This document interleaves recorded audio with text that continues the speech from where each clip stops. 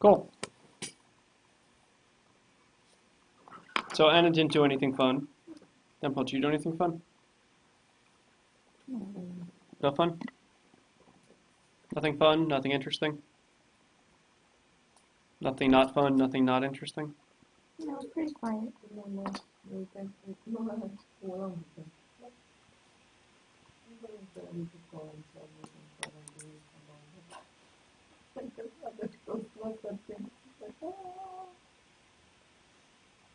So Anna's all ready to go to Poland. That's it. Yeah, and Toastmasters tomorrow I have a contest.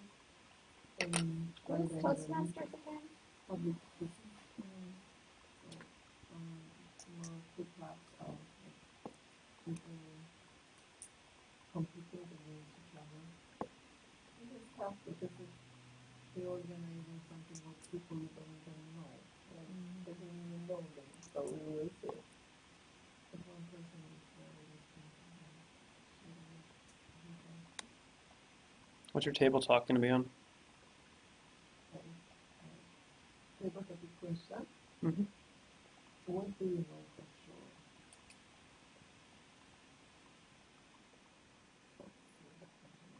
I hope. Because the first question was figure it out. What is the hardest thing to do and do it. So what would be the hardest thing for you and why? Those kind of like you have to think, but then you have to respond right away. So I like this first one, what do you know for sure?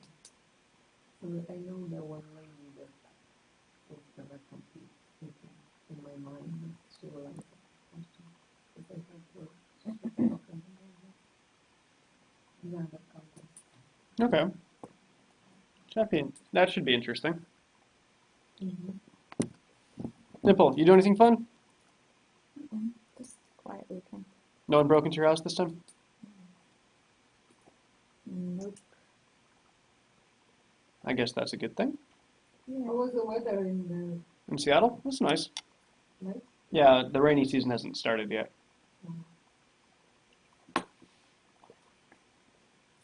How long is the flight? Is this It's 6 hours? it's 6 hours coming back. It's 6 hours going out. It's 5 hours coming back. Just because Let's say, hold on, 8 hours going there, 9 hours going back. yep, pesky prevailing winds. They get in the way, ruin your fun. Okay, so if I fall asleep while teaching, just poke me, throw stuff at me. You will not. Okay, so if the upper and lower tolerances for a manufacturing process are each set to 6 sigma respectively, and the average measure of the process is likely to drift 2 sigma over time, then after a drift in the manufacturing process, the process will still produce a defect rate that is most nearly. This is from the table, isn't it? It's from the table. Okay. So there's a couple different things going on here, right? So we generally think that there's a relationship between the short-term sigma and the long-term Yes. sigma based upon a 1.5 sigma shift offset. But here they're telling us that there's a 2 sigma offset.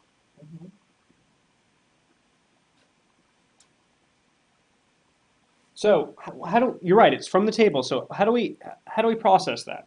What do we do? But if we saying this, are we talking about short term? We're talking about the short term, yes? Yeah.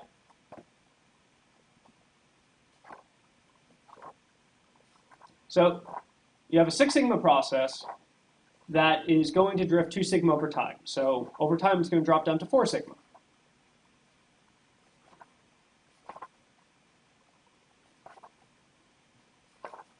So based upon the table in the notes, you should get the answer to be B, 64 defects per million. The answer is B, as in burritos, bagels. It's 64. There's no answer in the table. 64. I got 64,000. I don't see 64 here. That's what. Where you see 64? That's 72 for you. Where you see 64?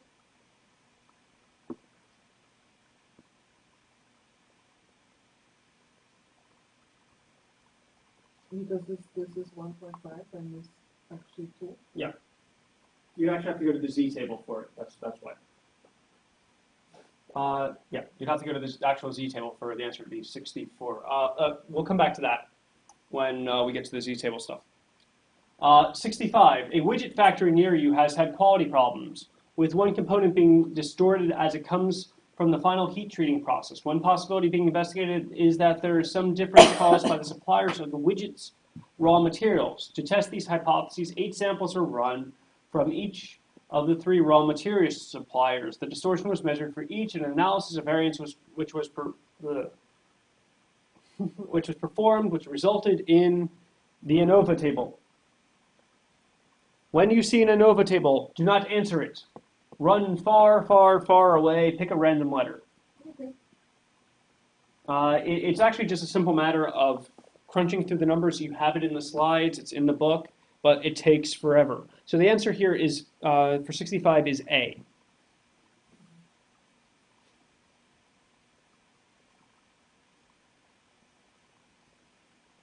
'66. A bench.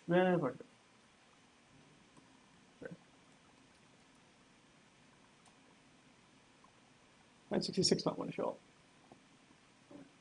Benchmarking. There we go. Benchmarking is used to compare 2 processes on the basis of time, quality, and cost. Once one organization has been found another that is best in class, the easiest and worst mistake that can be made is to... What do you think?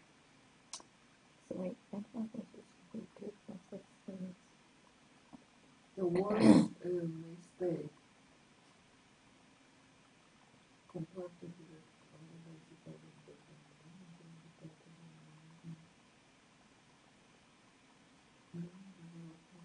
Once one organization has been found another. This is actually an interesting question. And you would actually be right. Why did you think it was A, Anna?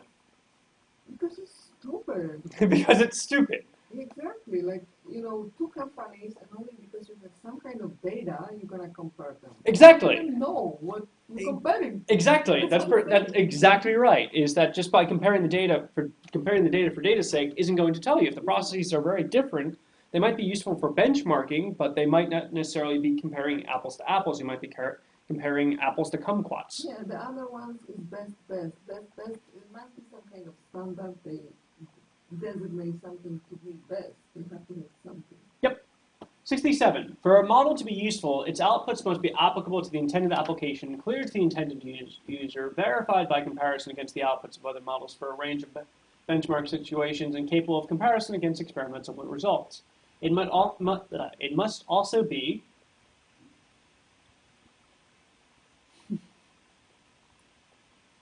I like option E. Because that makes it right? I found a paper that says it. To be useful. Output might be applicable. I found a paper that means it's got to be right?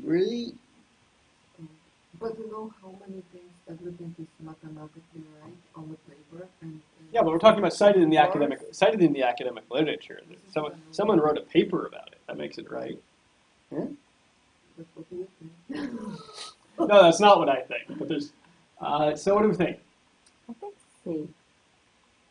Yeah. Describe clearly, including the assumptions. Right? What do you assume in your model? Yeah. So the answer here is C. Describe clearly, including the assumptions. So what are you doing in modeling? You're developing a mathematical description of reality. Obviously, reality is a rather complicated place, and you can't necessarily model for every factor. There's certain things you have to assume. And in your model, you should identify what you're assuming. The number of units waiting for a particular manufacturing process follows a Poisson distribution with a mean of 50. If pallets are 48 by 48, so 4 foot by 4 foot, if full pallets can be stored 4 high and 5 units in this inventory can be stored in each pallet, the amount of floor space needed to accommodate the WIP 95% of the time, neglecting aisle spaces most nearly,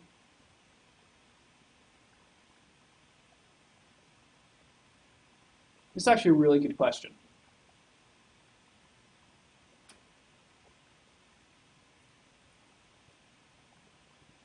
Why do we think this is a good question? Because it's kind of a realistic question, right? How big does your warehouse have to be? a limit of from the top to the point. Yep. Safety something. Exactly. They can be stacked 4 high. Yeah. Okay. Yep. So they think they usually store 4, but then if it's 5. No, there's 5 units per pallet. So there's 5 units per pallet. Each pallet can be stacked 4 high. Uh-huh. So, So 20 units per stack. uh-huh.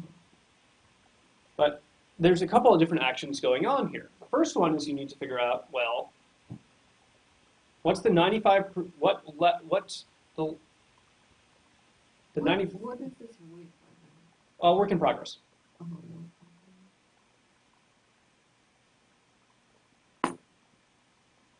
So it's a Poisson distribution of 95%. So we want to know what the likelihood is that we'll have a certain number or less of those number of units in inventory if our mean is 50.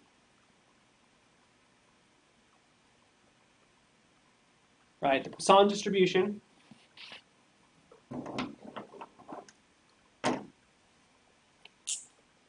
right has a frequency and numbers on the x-axis.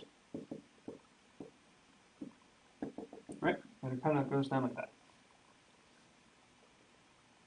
And what we want is for our 95%, well, we want this whole region to be 95%. Right, we want to make sure that 95% of the time we have enough space. 5 out of 100 times we're okay that we won't have enough space. But 95 out of 100 times we need to make sure we have enough space in our warehouse to accommodate the inventory. So do we think this is a PDF or a CDF? PDF or CDF? What do you think? Are we looking at a point or are we looking at a range of values?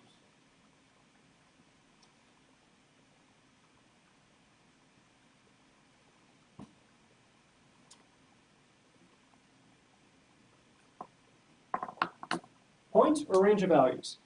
Point. Well, isn't this a region, a range of values? Okay, so we're dealing, do you see why that is, Anna? That we're not concerned with the probability of having exactly 49 pallet products in inventory or 52 pallets in inventory. We're interested in having any value up to, so 48, 47, 46. So we want to know what the magical number is that 95% of the time we will have less than that amount in our work in progress inventory. Okay. So there is a range. Yep, so we're dealing with a Poisson CDF.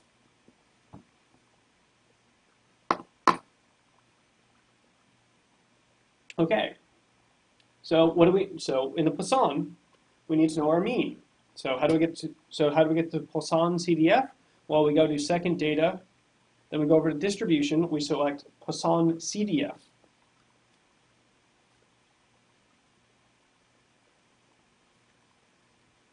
Second data.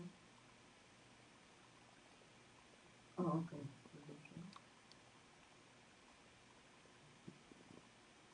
Ah, that's why you asked me if this is C or P. Okay, I get it.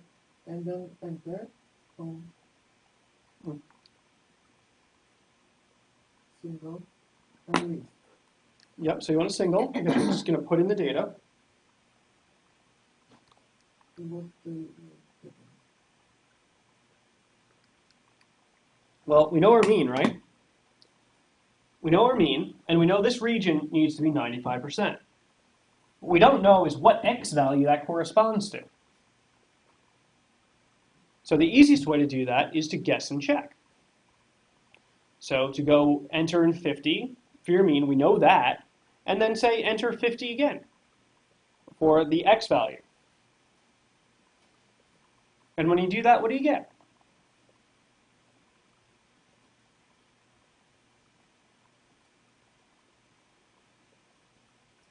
0.52. Okay, so we need a higher value, right? So 52% of the time we will have less than 50 pallets in inventory. We want 95% of the time to have less than that number in inventory. So why don't you try 70? So hit the up arrow. 70, 70.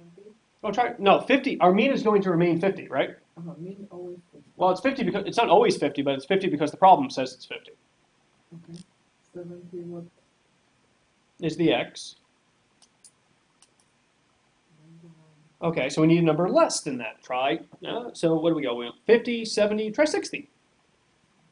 65. Okay, 65. 98. We're looking for 95. Okay, alright.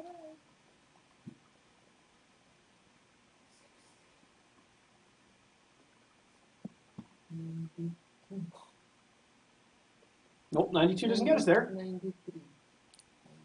So, We're looking for 95. We're looking for a number greater than 95.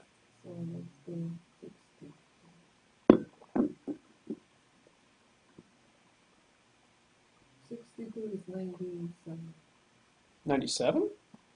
927. 97. So 62 is 95.7. 0.957. There we go. 96. Okay, so we're good. So we need to have 61 and 62. 62. Well, it's 62, right? Because we want to always have less than. Okay. And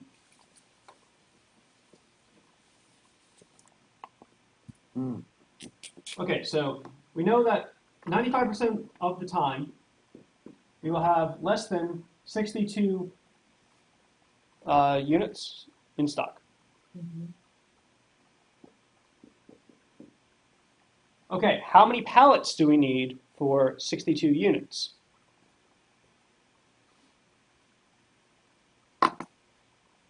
Well, each pallet can hold 5 units. So how many pallets do we need? 12, 13,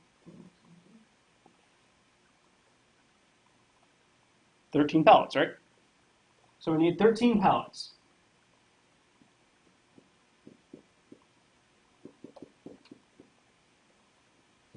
Okay, are we done yet? No. No, how much? How many space? Yeah, how much space? So we know that the pallets can be stacked 44. 4 high. So how many stacks do we need? 3 or 4. So we can do 1 stack, and that's going to give us 3 pallets, right? Mhm. And we can do another stack, that's going to give us 3 pallets. And another stack, it's going to give us 3 pallets.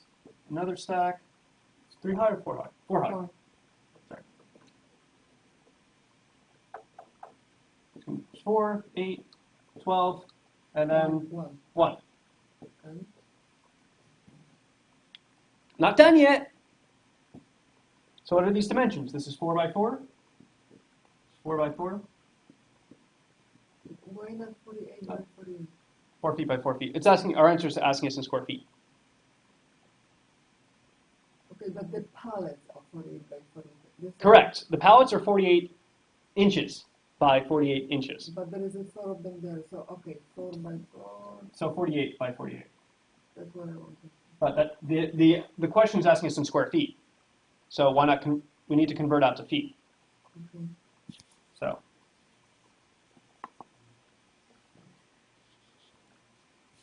So it's 4 feet this way, 4 feet, 4 feet, 4 feet, by 4 feet.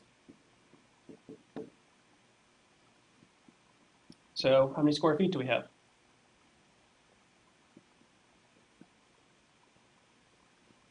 Times 4. 64. Yep. So the answer is C. Isn't that an interesting question? Yeah, it's just like, but someone has to explain it to you. Well, the first thing you have to do, this is a multiple action question. It's actually a very good question.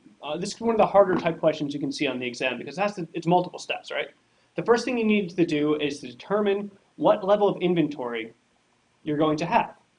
So what % of the time are we going to have less than a certain number of units in inventory? This 62 units was the most difficult thing Yep. to figure it out. Yeah, and you had to be able to identify that they were talking about the Poisson So distribution. without calculator, how are you supposed to figure it out? You use if you look in the Poisson distribution, you see there's an icky formula.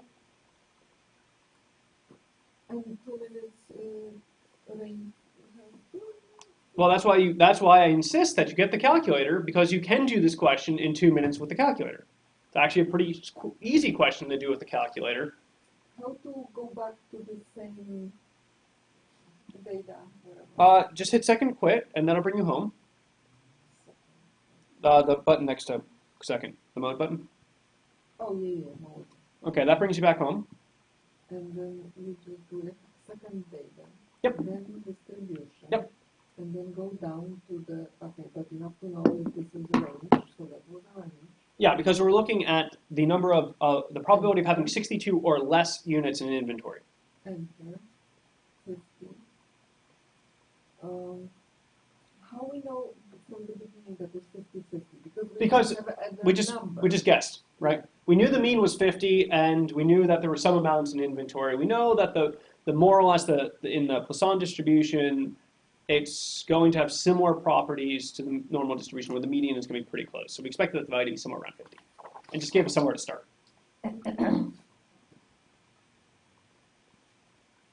So the answer there was C. I actually like this question quite a bit.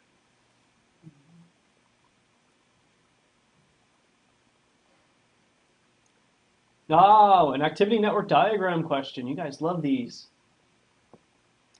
We just critique the longest way. The diagram below shows a network of all activities that must be completed in the course of a project. Activity times are given in days. All activities are to be performed at their earliest possible times. A $1,000 incentive is available to speed up on processing step by 1 day. So the shortest way.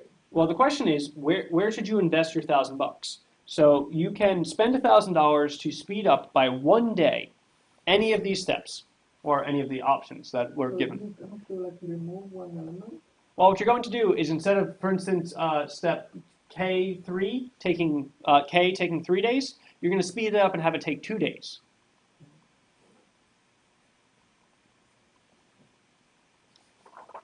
So what you have to do in this is you have to identify what the critical path is. And then, by definition of critical path, if you shorten something on the critical path, you shorten the critical path. So you should focus your resources somewhere along the critical path that's actually going to shorten your overall product delivery. So which of those options will cause you to decrease that? Well, that is A. I would just go to all of them. Yeah, basically all you need to do is find out what your critical path is, which you guys know how to do. That's greenbelt level stuff. Yeah, this is. Yeah, but that's just one 9 letter, days. so how are you? How do you know F 8 days cannot make it shorter to 7? How do you know that? Okay, well the idea here is you identify what's on the critical path. So only one of those activities is going to actually be along the critical path. And then by shortening that, by making that $1,000 investment in the critical path activity, you're going to shorten your overall product completion. So step one is define the critical path. See if any of the options along the critical path are there, and then see what the effect is in the overall product delivery by decreasing one of those activities by 1 day, as the problem said. And when you do that, you get the answer to be A. Enter A, which is B. Okay. 70. A critical dimension of a product has a desired dimension of 800ths and is normally distributed. A manual sampling technique is developed with a sample size of n and a testing mean that's given to detect if the process has a shift given with a probability of 0.99 or greater. Assuming the process standard deviation is given, what's the minimum sample size?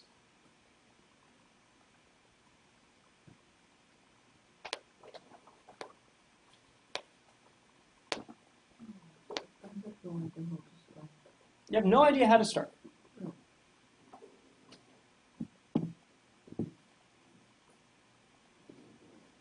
Well, do you think that there is a formula for sample size and confidence intervals about a mean? So why don't you look up in the book what the formula is for the confidence interval for means?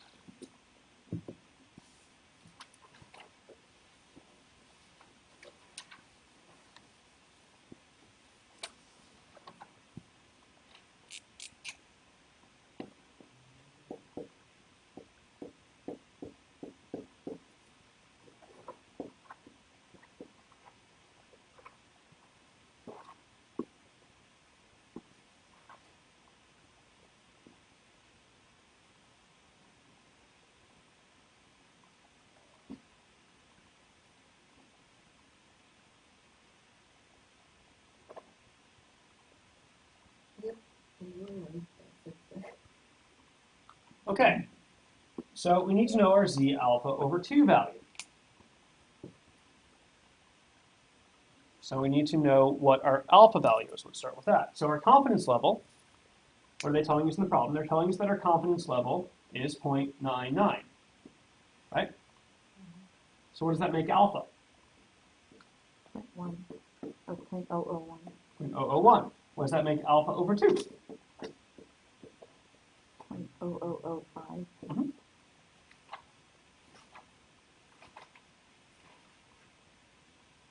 Over 2. No, yeah, sorry. I said it, but I didn't write it. Okay, so now we need to find our z alpha over 2 for 0.00, 3 zeros and a 5. How do we do that? We look in our z table in the book.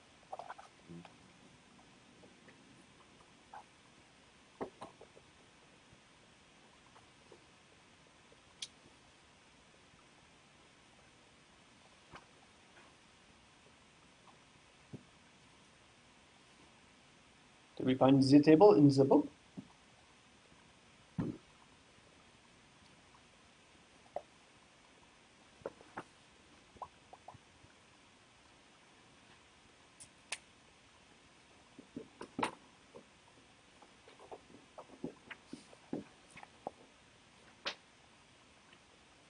So 0.0005. Uh-huh. How am I supposed to find it? Hello, Kayla. You say that. So we are on question 70. All right. Question 70 is about determining a sample size for a sample, for a confidence interval for a mean, basically. So we want to know what sample size we need to be 99% confident. So what we determined is if we're 99% confident, that's 99% confidence level. That means our alpha is 0.001, which means our alpha over 2 value is 0.0005. So what your classmates were doing is they were looking up in the table what z alpha over 2 value corresponds to 0.0005.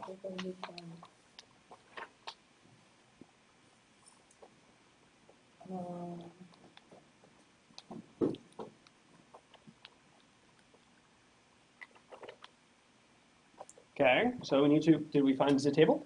Mhm. Okay, what does it give us in the table, in the book? 497.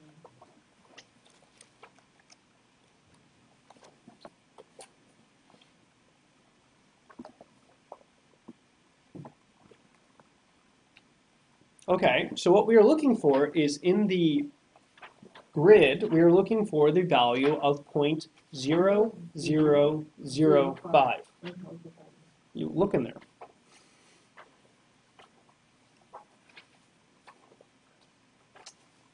And you find it to be some 3.29. Oh, sorry. 3.39. Sorry, 3.29. So you're looking for 3 zeros. 3.3. So what you want to do is you want to go down the first column and see where it's in between. Where it's in between. So if we're looking for 3 zeros and a 5. So 3 zeros and a 5 occurs between 3.2 and 3.3, right? Mm-hmm. What? Say again? This is the closest number. Yeah, it's between 3.2 and 3.3. Oh, okay. And then these are the actual decimal places. That's 3.20, that's 3.21, 3.22, 3.33. But this is the closest to 5. No, why am I Because that's you're getting closer. See how the numbers are getting closer? No, but 45. Is that going to 5? It's lower. These numbers are going up. I mean, this is Yeah. bigger than Yeah, because you're supposed to be going in this row. See, it's going down. 3.20, 6.68, 0.666. Yeah, lower. Mm-hmm. And And then flip the page. And you get more. So we're at the. So we see that it's at 3.29, right? Thereabouts. Oh, okay, cool. So our z alpha over 2 value is somewhere about 3.3, 3.29, thereabouts? 3.29. Thereabouts? The exam won't necessarily burn you for rounding. Okay, so what else do we know from the problem? Well, we're looking to detect we want to know what? Whenever the detective goes from 0.0806 to 0.0805. So we want to go, we're looking for a 1/10,000th change. So we want this mess to equal 0.000 3 zeros? 3 zeros. One. Okay, now we have to just do some algebra. So do we know z alpha over 2? Yeah, we looked that up. Do we know sigma? Yeah, it tells us in the problem. And we want to solve for n. So do the algebra.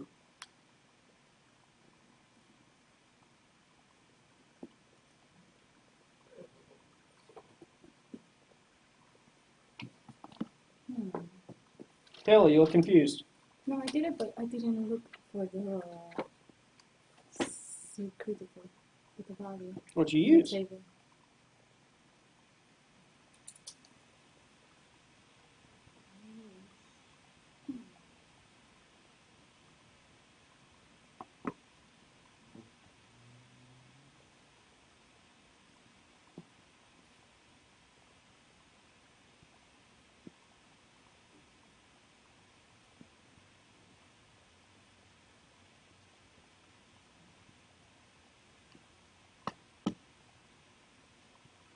So on the exam, you can solve this in one of two different ways. The first is you can do the algebra and solve for n, but it's a multiple choice exam. The other thing you can do is Just plug the plug the numbers in. You can do it either way, you'll get to the same result.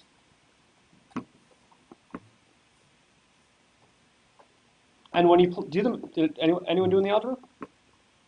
Anyone doing the math? Best way to get familiar with the calculator is to use the calculator.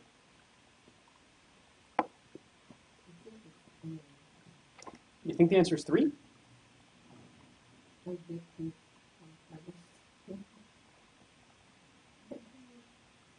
Okay, so you just if you we're going to start plugging in values, so we should have 3.29 times 0.0002 divided by the square root of whatever.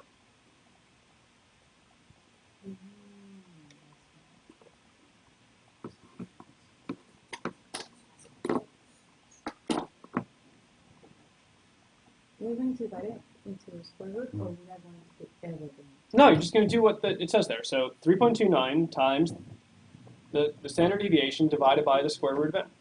Equal points and everything. Yeah, equals 3 zeros and a 1. That's what I have.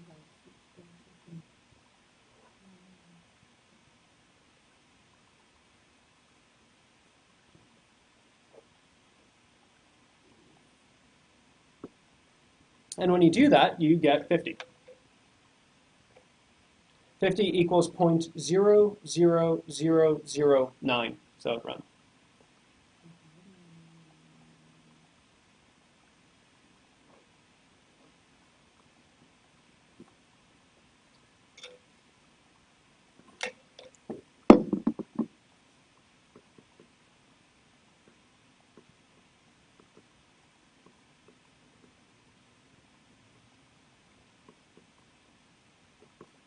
Yes? And just remember that your calculator will do the order of operations, so you should only have to do it, you should do it all in one step.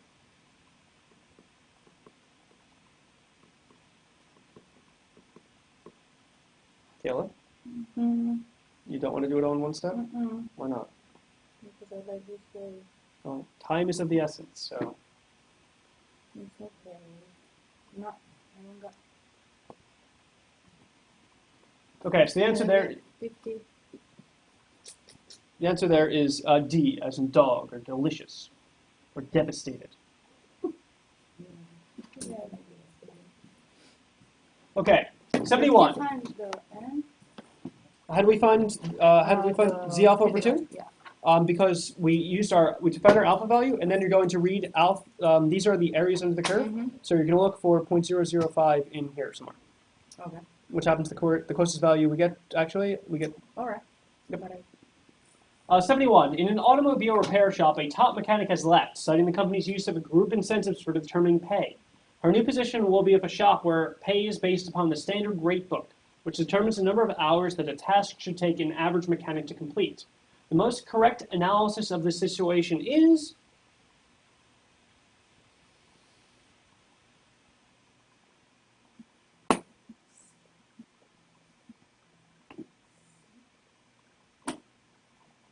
You don't know. see. Okay, so what's going on here? So in this compensation regime, if she does it in how does it work? So in one case, there's group incentives. So the overall productivity of an individual worker is based upon everyone's productivity. The mechanic leaves and goes to another firm where they use the standard rate book. So if the task actually takes her 4 hours, but the standard, because she's really good and the standard rate is 6 hours, well, she gets paid for 2 extra hours. Kind of nice for her, right? Mm-hmm. So what do you think the answer is? Hey, Yeah. if I didn't get this idea, what to say? Did you get it when I No, I said? didn't understand that issue. Yeah, she leaves the company where the Cool. Yeah. So, but the answer is only under the assumption that she is more productive. she's a top mechanic. Yeah. If she was a bottom performing mechanic, it would be much better under the group regime. Got it. But the problem says she's a top mechanic.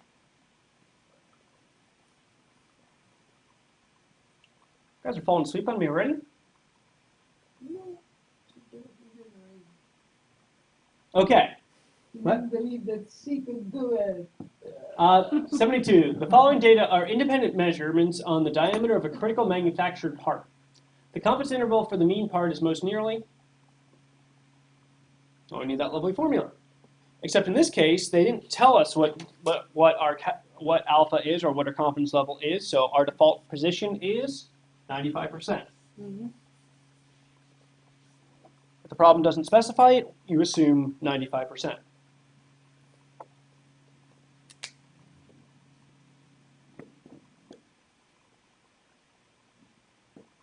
And you should immediately know that z alpha over 2 for 95% is 1.96. Mhm. But we need to know some stuff, So right? So we know we need to know so we know z alpha over 2, but we need to know x bar, and we need to know sigma. 7.15 x bar. How did you know that, Kayla? Because I put it in the calculator. That's one way of doing it. Or you could have just looked at it. Everything is different. You need to S. Yeah, you do. Okay. So are we dealing with a sigma here, or are we dealing with an S here? S? Yeah.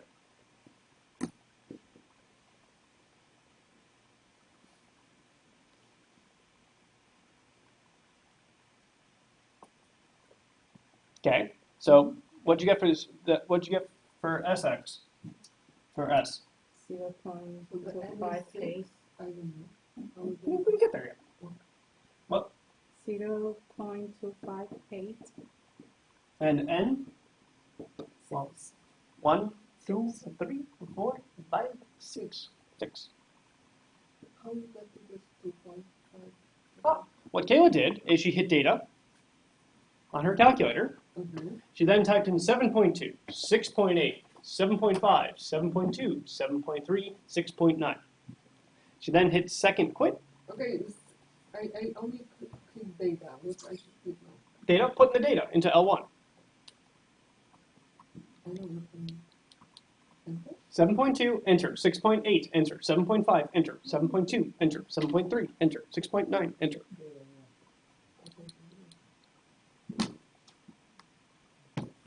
I got it. If I can do it faster than Second data? No. Just data? Just data. Just data. Then just clear it. 7.2, 6.8, 7.5, 7.2, 7.3, 6.9, second quit, second data, one verse sets.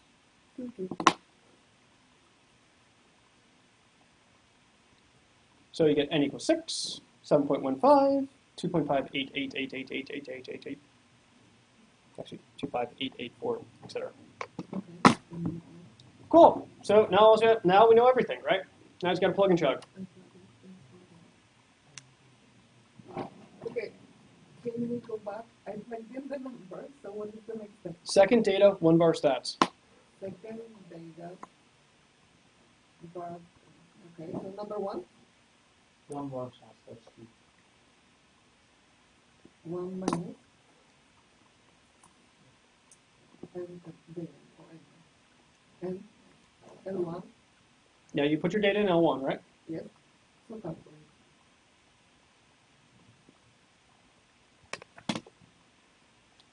N equals 3. Because you have extra data in there. So if you hit data, there's going to be more than 6 values in L1. It is possible to just Yeah, if you hit data and then, clear something. yeah, hit data and then go to option 4, clear all. I don't want to do Okay, well then you have to go through and highlight the value you want to and hit delete. that.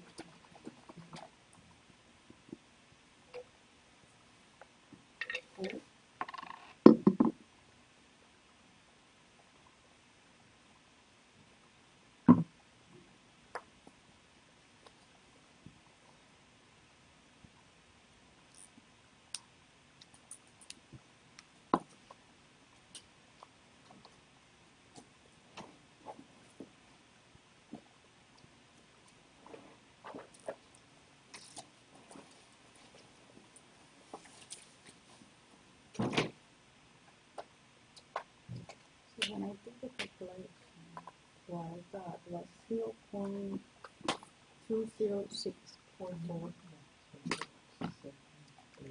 Well, it's wait for your classmates to have all the data put in.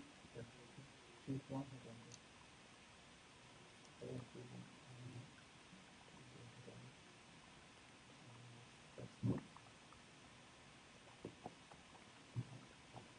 How do you clear that register again? Once you're in there, if you hit data and then select option 4 for clear all. Option.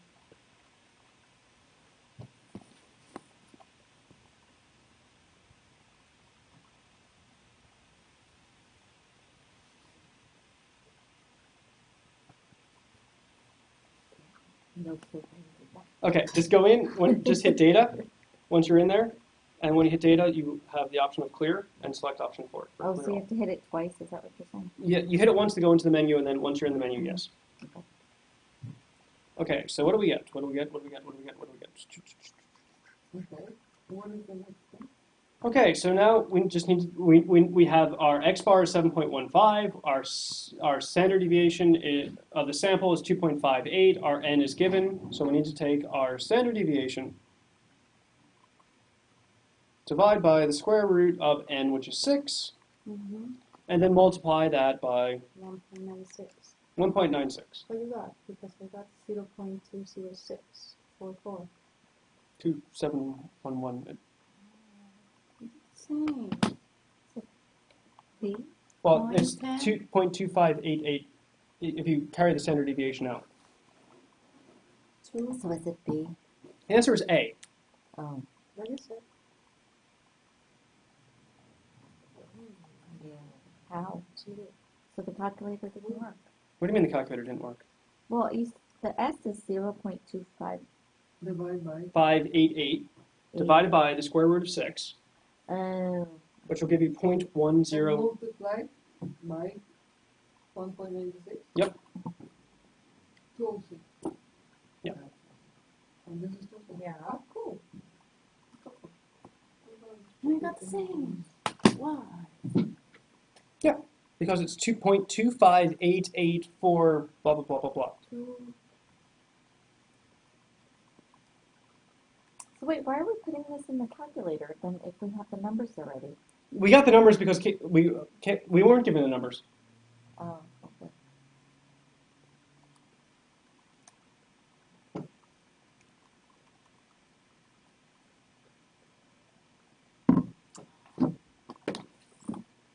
We weren't given the numbers. We had to get the numbers. So we got the numbers from the data set. That gave us our X bar, and that gave us our yeah, sure. How much for the? That's actually free. The There's no jelly. You took all of that? Oh my god. Yep. There were 3 in there. I Calculating that, I you hit said the I would square give you root 2. sign on the Keep going. calculator. Yep. How do you get out of the? Oh, how do come get- on, I how do didn't you get- hit wrong. you hit the right arrow. Come on. You're so bad. Okay. Okay. So square root 6, and then you don't want it to be in the square root anymore. Just hit the right arrow. The right cursor, whatever you want to call it. No, it's what for you. Thank you. Thank you. Yeah. Now I start to look at it. Oh, you bought that? Yeah. What do you calculate? Where's the equal sign? Why do you think I was asking you I thought before? you got from over there. And I did. I did get it from over there. There was 3 packs. so Okay, I took all Cool. 3 So of them. we need to And then you I'll put it absolutely in need two. to figure out how to use your calculator. Mhm. But the answer should be 72 should be A Mhm. as an aardvark. So what was the Z alpha is 1.96 because by default we will assume that if it's not given we're at 95%.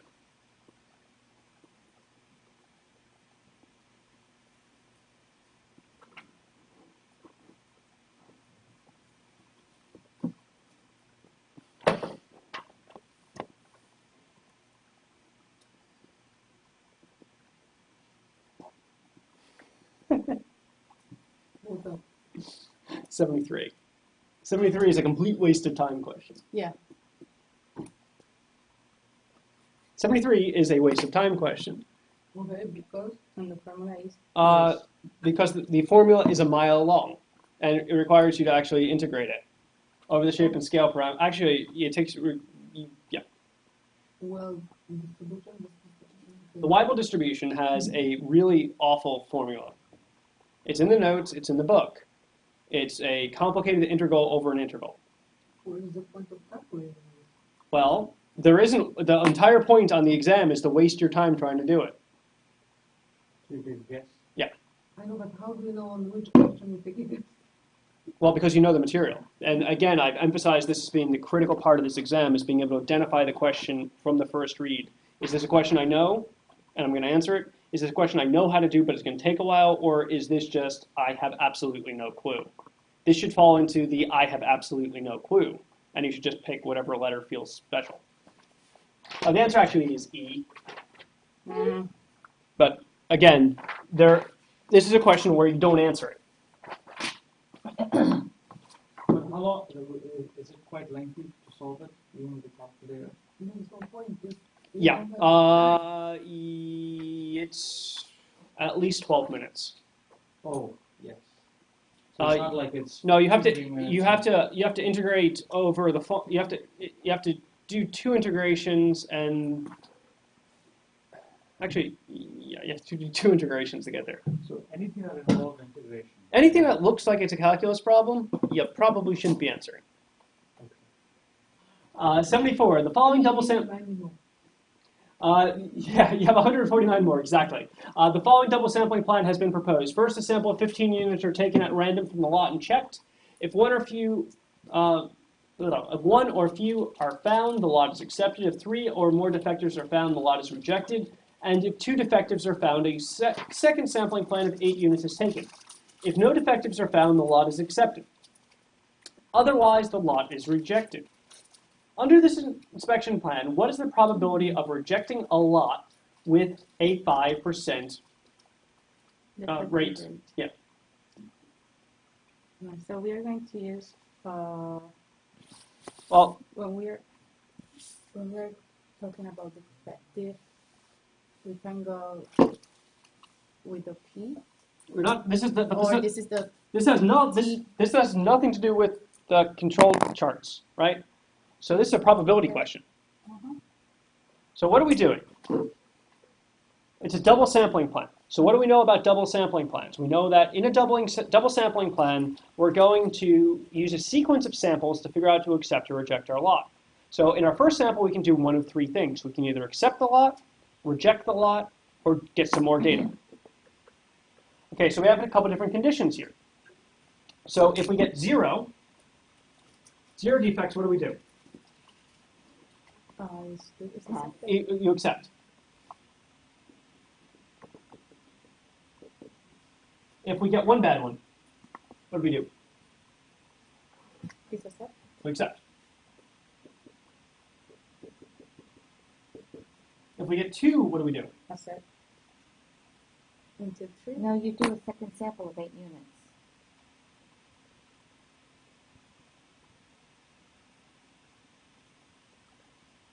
Okay, yeah, we do another sample. 8 units.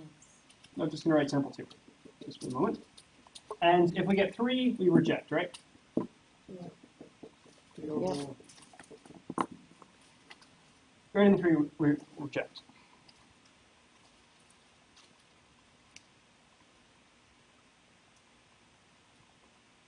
Okay.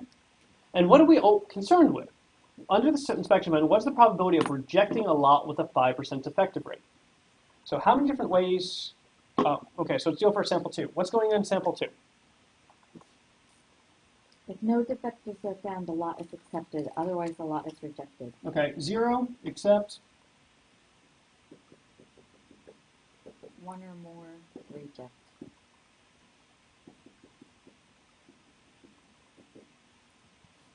Okay, so what are we concerned with? We're concerned with the probability of rejecting a lot. So how do we get to a rejected lot? Well, we get there in 2 places, right? We get there in that we have 3 or more defects in our initial, Or 1 or more. in our second.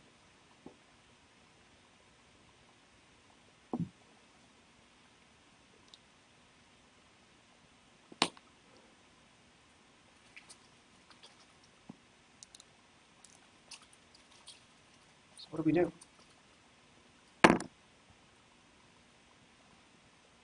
So what's the probability of getting 0 defects in our lot of 15 samples if our defect rate is 5%? Now, is that a PDF or a CDF? Are we looking at a point, a particular value, or a range of values? Point. A point, right? So what type of distribution are we dealing with? Are we dealing with the binomial distribution, the Poisson distribution, the exponential distribution? What are we dealing with? Poisson, Well, why do you think it's Poisson? because defects, right? So we use Poisson distribution For defect. for defective. Well, we're talking about defectives here, right? Check for defectives. So that's going to be the P charts, the NP charts, based upon the binomial distribution, right? Because the part is either good or bad. So we're looking at the PDF of the binomial distribution. So if we go to distribution, and we go down to option 4 for binomial PDF, it asks us for the number of trials. Well, how many trials are we doing?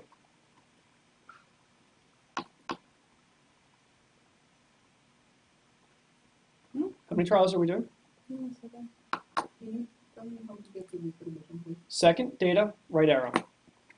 Can The right button. Oh, yeah, okay, sure. So, and What is next? It would ask you for the number of trials. How many trials are we doing?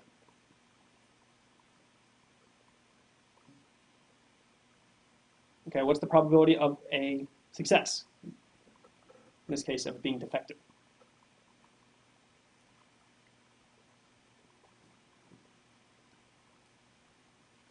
What's the, could it be 5%?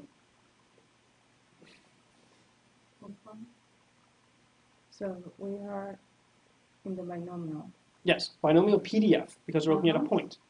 So we're trying to say, what's the probability of getting exactly 0 defective parts in my sample of 15 if defective parts occur at 5%.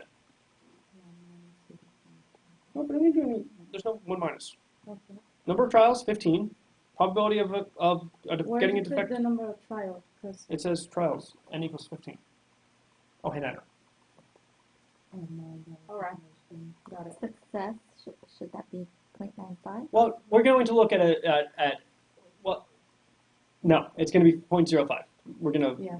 it's the occurrence, it's the when they say success, the occurrence of what we're looking for. So X is going to be 0, right? We're concerned with what the probability is of getting exactly 0.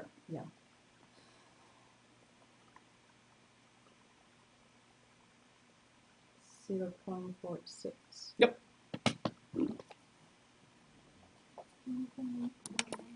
So it's probably 1 minus 0.46. Well, no, it's not that easy. So what's the probability of getting a 1?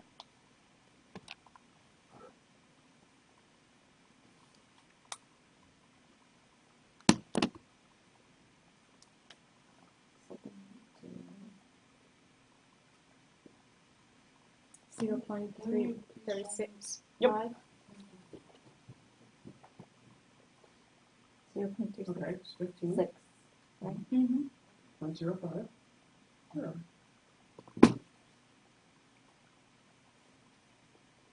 Well, that's normal. You want binomial. We want 2. So you have to select the binomial PDF. 13.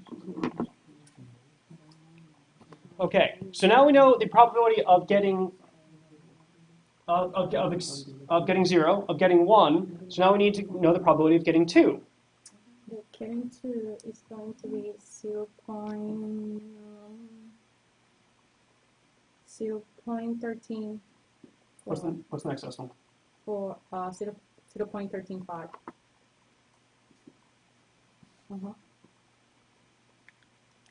Okay, so the probability that we get 2 is 13.5%. If we get 2, what do we do?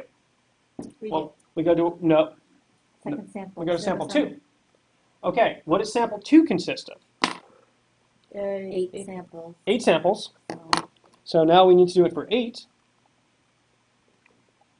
And our probability is still 5%, but we want to know 0. 0. It's going to be 0.66.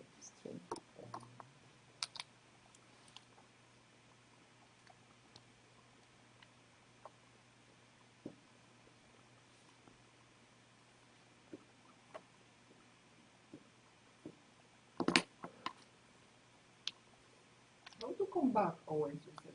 What do you mean go back? Go back to. I just kept hitting enter and then it would solve again. It should bring you back to that table.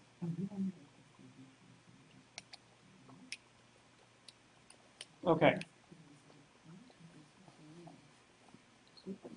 So, so what's the probability of 1.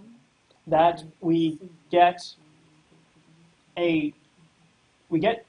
to take a second sample, and when we take that second sample, we accept the lot by getting a 0. How do we figure that out?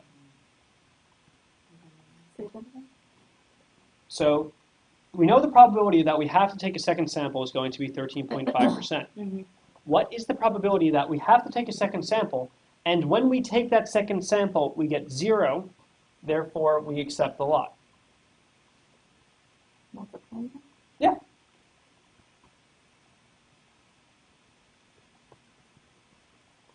.135 times 0.662. Correct. So 0.090. Okay, so the probability that we have to take a sample. So the probability that we get a 2 followed by a 0 is, what did you say it was? 0.090. 0.090. Yeah, that's 0.9. Maybe, Yeah, rounds up. Okay, so how can we accept the lot? Well, we roll a 0. We get 0 on the first one, right? Mm-hmm. So that's 46.3%. plus the probability that we accepted on by getting a 1, so 40.63 plus 3.67, plus the probability that we get a 2 on the first one, followed by a 0, which is 0.090. Mm-hmm.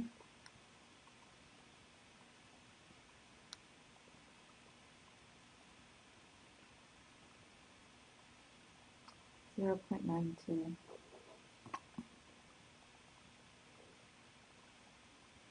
So I think the closest is D. Well, not quite. We did the probability of accepting the lot, right? So it will be 1 minus. Right, accept.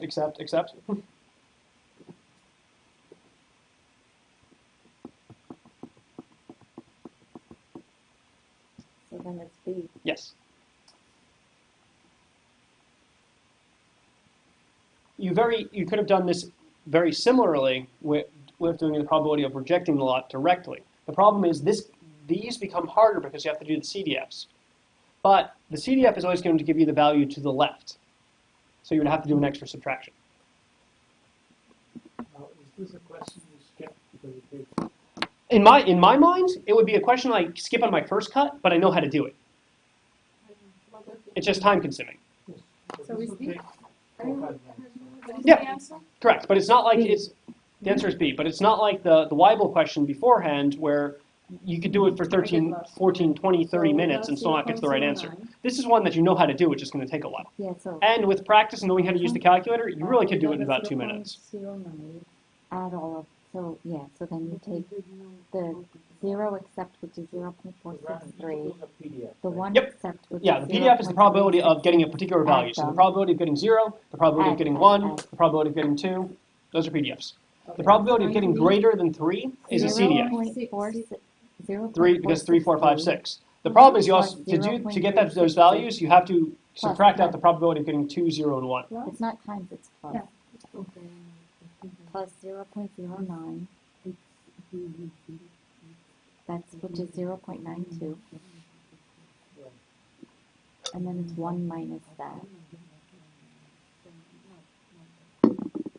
And then, so.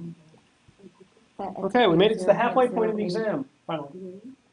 All right. And the closest one is B. Super. Thank you. Okay, 75. If a manufacturing operation can be performed in either one of 3 machines, A, B, or C, all machines have a 1,000 hour reliability of 92%. The probability of being able to perform the manufacturing operation at the end of 1,000 hours is most nearly. This parallel? Well, that's a question. Is it parallel or series? Well, what do you think? Parallel, right? Our system is operational if either A, B, or C is operational.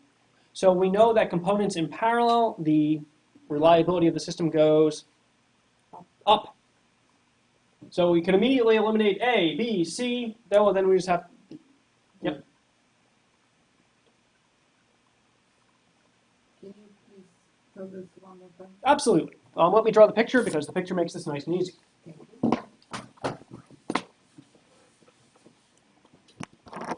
So we're dealing with 3 components in parallel. How do we know it's 3 components in parallel? Well, the problem says that if any of the 3 machines works, our system works. So this guy has a reliability of 92%. This guy has a reliability of 92%. This guy has a reliability of 92%. We have a formula for the reliability of components in parallel equals 1 minus R P. What's the formula set? P? Okay. P. To the n. So our P here is 0.92, and then just do the math.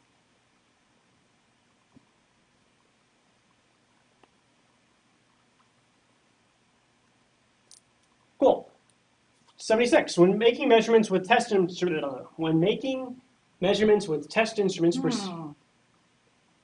precision and I would say C. oh, n is 3 Yeah, okay.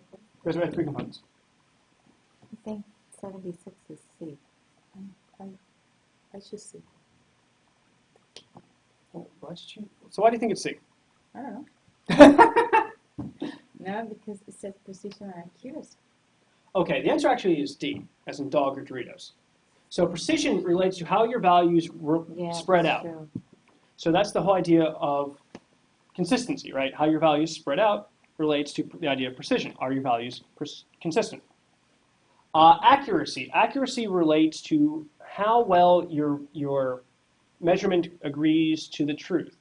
And how is the truth established? Well, through calibration. And calibration is through traceability. And if and when we ever get to the metrology section, we'll talk about how that works and how the working standards are traced to your instrument up through the national and regional standards. So precision is basically spread. Yes. Yeah, remember the dartboards. I know, have we done the dartboard slide yet? I think we did.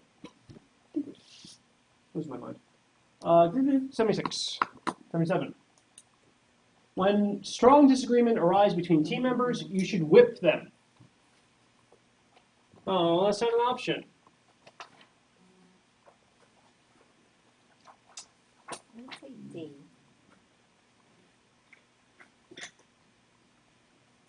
When disagreement arises, what to do? Okay. No.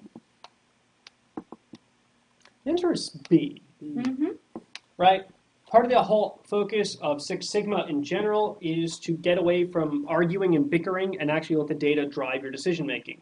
So even if you disagree, we can all look at the data. The data is what it is. And that should allow you to transcend the disagreement. Should. Theoretically. 78. Okay, so now we're talking about our cost of poor quality. The expenditure for new equipment to be used for measuring functionality of products belongs in. Okay, so in the cost of poor quality, there's 4 buckets. There's prevention.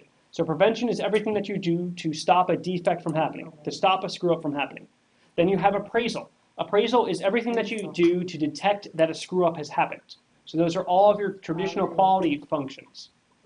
So that's your auditing, you're looking at it, it's your testing, it's all that good stuff. Then you have your internal failure cost. So that is the cost of failure associated with a defect when it is detected before it leaves your facility. So that could be your rework, your scrap, etc. Then you have external failure cost. External failure cost is the cost associated with a defect that is detected by your customer. So that's your warranty cost. That's your product liability cost. That's your recall cost. That's your reputational harm. That's the really, really, really expensive stuff that you never want to have happen. Okay, so now that we've defined these things, what do we think that the cost of a tool to appraise our product is? C. Nope, it's A, appraisal. We're measuring the functionality of a product. We're looking to detect it. If our machine detects that a part is wrong, the cost associated with that bad part, that's internal failure So cost. wouldn't that be like a quality check just before it ships to the customer? It could be anything. Any quality type check is an appraisal cost. Is it a failure? Can you give me an example of an internal failure? An internal failure cost is a scrap rate, rework. So you had to do additional operations to the defective part to make it conforming. So would a component of the machine failing be an internal failure? The machine, Like say, are you selling the machine or? or let's say a part that is used in the machine. Well, we're talking about from the perspective of whatever our product is. So if the machine, the stamp, the press was malfunctioned and caused you to generate bad parts, and you have to throw them out, the cost of throwing them out would be a internal failure cost.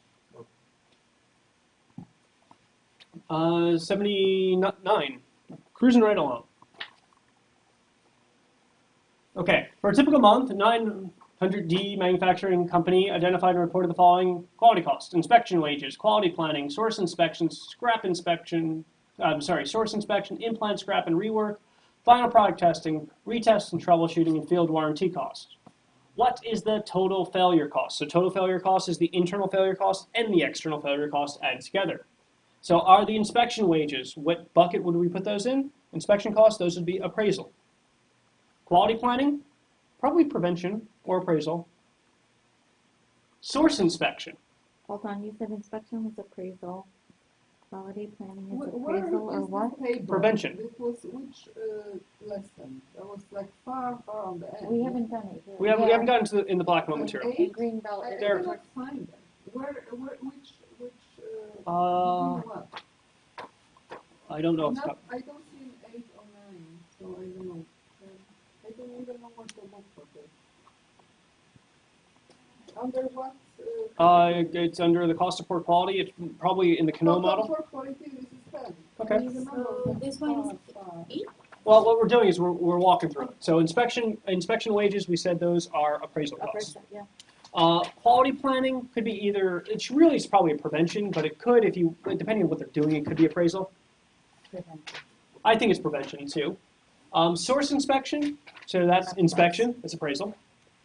In-plant scrap and rework, well, that's internal failure cost, right? Final product test, well, that's probably going to be appraisal. Yeah. Retest and troubleshooting, well, that's going to be internal failure cost because you're redoing stuff and troubleshooting. External failure. And field warranty cost, well, that's going to be external failure cost. So all we have to do is add up our failure costs. So that's going to be the field warranty, the final product, the retest and the final warranty, the retest and troubleshooting, and the implant scrap and rework. Yeah. Right? And when you add those up, you get E. And the answer is E.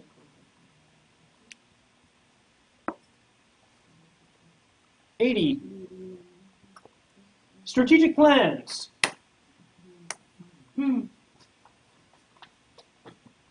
one is there. How much? E. What is this one? Kayla likes this question. Strategic plans are longer than tactical plans. That's the answer. C. This kind of relates to you might hear the term Hoshin planning as well. What planning? Hoshin. Function? If that's just a form of strategic planning. 81. If the same characteristic is measured 10 times, the accuracy of the measurement system refers to the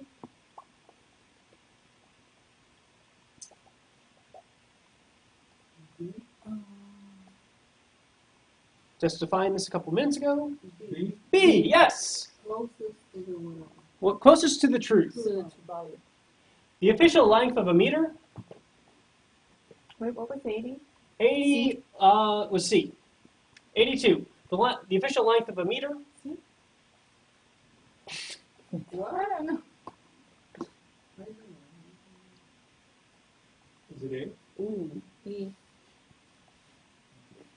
none of them. Actually, I think it's in the book somewhere. Mm-hmm. You found it? Kayla, you found it? This is in Yes, Paris. The answer is actually E. None of them. None of the above. It is actually defined as the distance that light travels in a particular period of time. It used to be the brass bar. It stopped being the brass bar in the late 80s, early 90s.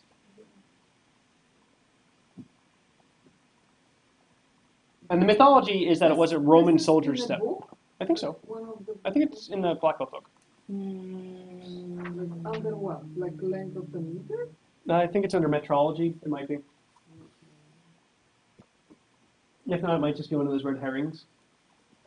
83. If the time to failure of a distribution is exponential, the formula for reliability function is RE to the minus lambda t. If the mean time between failures is 285, find the reliability of 100. The, Did you figure it out? no. Okay. MTBF. Mean time between failure. That's the only thing that I got. Okay, so we're looking for reliability. So reliability in this case will take a value between 0 and 1. It either never works or it always works. So we can immediately eliminate option C and option D because the value has to be between 0 and 1. Yep. It's a probability. So these are going to give you failure times, but we're not looking at failure times. We're looking at the reliability of the system after 100 hours, minutes, or it's not. It doesn't give us unit. After 100 years, days, whatever. Okay, so for this problem, you need to know the relationship between lambda and mean time between failures. No one looked it up? I told you to look it up. Look it up now. I'm tired to look at You're tired to look it up. for this one, yeah.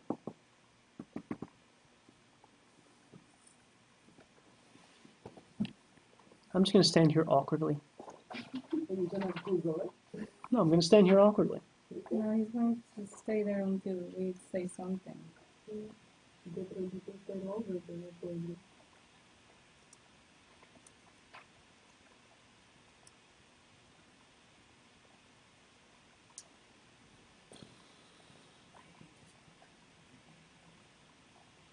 I didn't realize.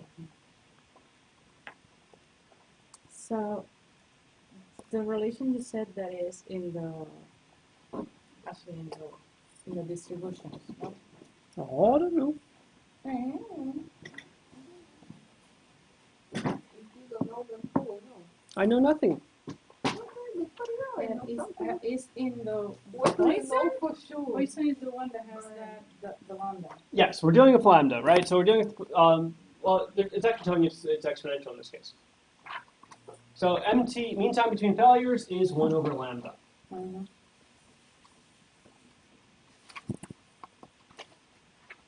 Come on, black marker. Black marker. Black marker, black marker, black marker.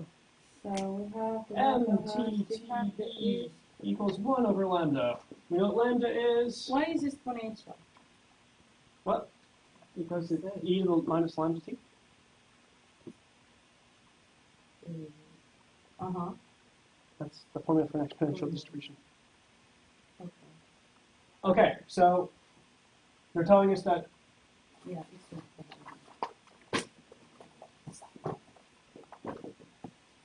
our MTB is 285 equals 1 over lambda. So lambda equals 1 over 285.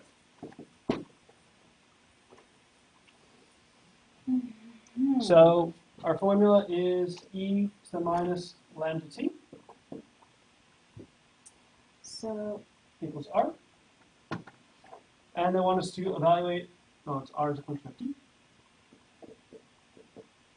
And they want us to evaluate r of 100, where e equals minus 1 over 285.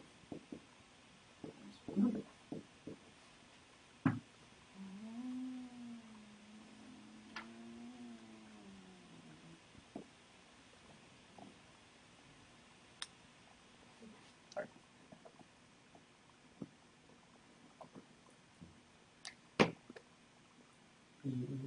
So lambda is going to be 1 divided by 85, 0.0035. Oh, Oh.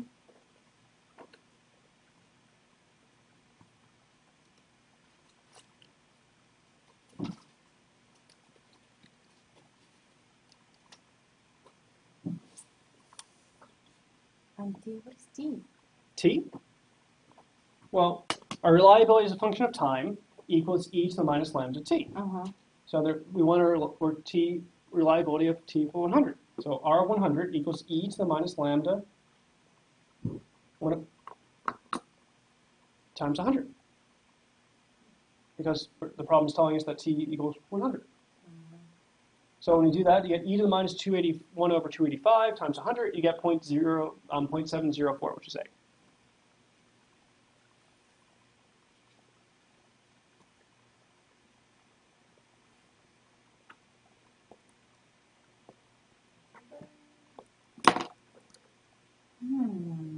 Come on, Anna, you want to know how to use a calculator. It's a great calculator question. I know. Okay, Mm-mm. Mm-mm. Never. so what you do is you hit the E button, you hit minus, the button the button Mm-hmm. directly two below second. Yeah. Then you hit the minus key, which is the one next to the enter. Uh-huh. 1 divided by 0.7. 285 times 100. Enter. 0.72. 0.70407, which is option A. Mm-hmm. 84. A system has 5 components in series. Which one? Hey, What was, A. that's what I figured from the very beginning. But come on, it's not the A system has 5 components in series, each with a reliability of 0.99. The system reliability is closest to? How do we do this? 0.999. How to do this? Can you please tell out loud what to do? Which one? 84? 84? It's 0.999 to the fifth. Mm-hmm. Because it's series, so you have to multiply them. Multiply. By 0.999 times 0.999. Okay. And when you do 0.99 raised to the fifth, so on your calculator you type in 0.999, you hit the X raised to the power button, you type in 5, you get 0.995. calculations. It's not, Which button? it's not like a square. It's no, there's and second and if it is the button that is 1, 2, 3, 4 below the second button, where it's the little X with the box.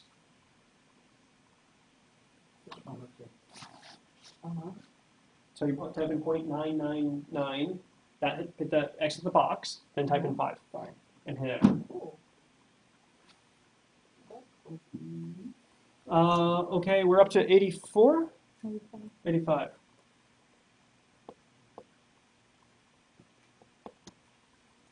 A quality team is 85, yeah. A quality team is given a processing problem. The team responds by carefully selecting a solution from among several that are proposed.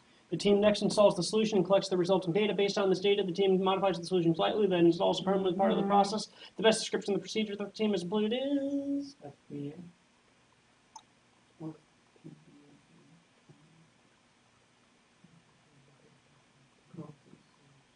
Okay, so it's not FMEA, because FMEA, what No, we're doing in an that's a bunch. FMEA is we're ranking failure modes, ways that things can go wrong, so we can get rid of that.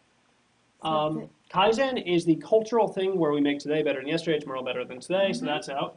PDSA is plan, do, study, act, which is the Deming cycle, which sounds eerily like what we did here. CI, continuous improvement. Well, continuous improvement is pretty much synonymous with Kaizen, so that one's out. And CAR, It's going to corrective action recommendation, corrective action report. yes. Corrective action what?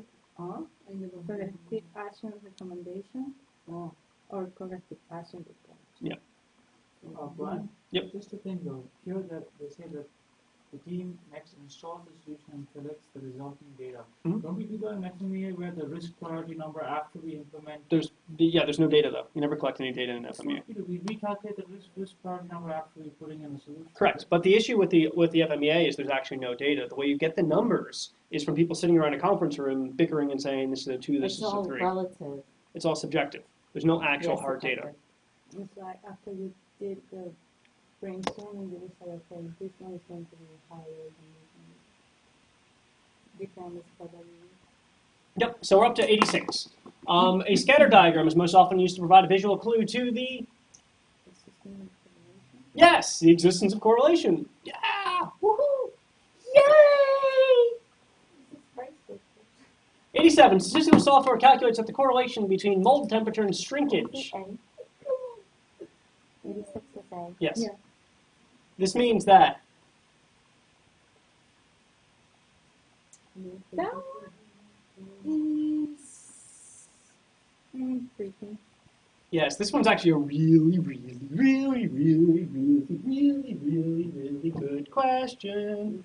If you put D, you are wrong. Thank you. Causes. It's very difficult to establish causation. All you can do is see a correlation. Okay. So the answer is none of the above. So it's not telling us that they're proportional. Well, it's telling that they're correlated. They're correlated, but Correct. they could be inversely proportional. Well, it's not even that. It's just saying that our data shows that there's a relationship between these values. It doesn't say that A causes B. It's just that these two values move along in a similar direction. It could be because there's some sort of confounded variable that we're not even accounting for. To establish causation is very hard. You have to do well-constructed experiments, and then you're still hoping that there isn't a confounded variable that even appears in your controlled experiment. 88, a team needs to decide at which point in a process to measure quality characteristics. The quality team would do a 1 to 2.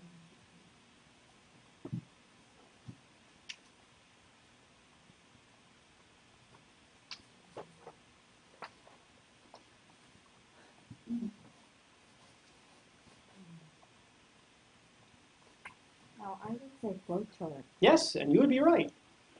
Because you're identifying where in the process you're going to collect data. So you need to know what your process is. So you can't use the check sheet because you're going to use the check sheet to actually collect the data, but you need to know where you're going to collect the data. Mhm. The scatter diagram presents the data once you've collected it, but, well, you don't have the data. Control charts allow you to present the data. Well, you don't have the data yet because you don't know where to collect it. And the Pareto charts, again, are a way of presenting the data once you've already collected it. So, You don't measure input, but well, No, it's saying where do you decide to measure the data? So you have a process of like, let's say manufacturing coverage, you need to map it out to decide where you want to measure the data. And then you can measure the data and use those other tools. cool, now we're up to 89. A team wants to determine the shape of the data to help determine whether it's a bimodal distribution. The quality tool they should use is a... Yes!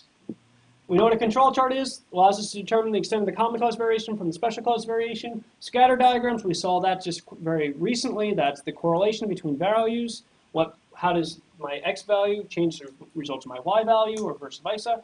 Flowcharts, well, flowcharts are the process mapping tool, and the Pareto charts, well, they're the right form of the ranked histogram that allow us to identify the critical few from the trivially many. Okay, so the answer there is B, as in boy or burritos. 90.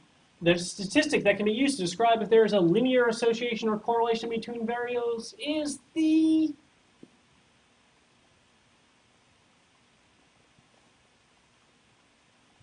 B. I don't know. It's not B B. because B explains what. Wow.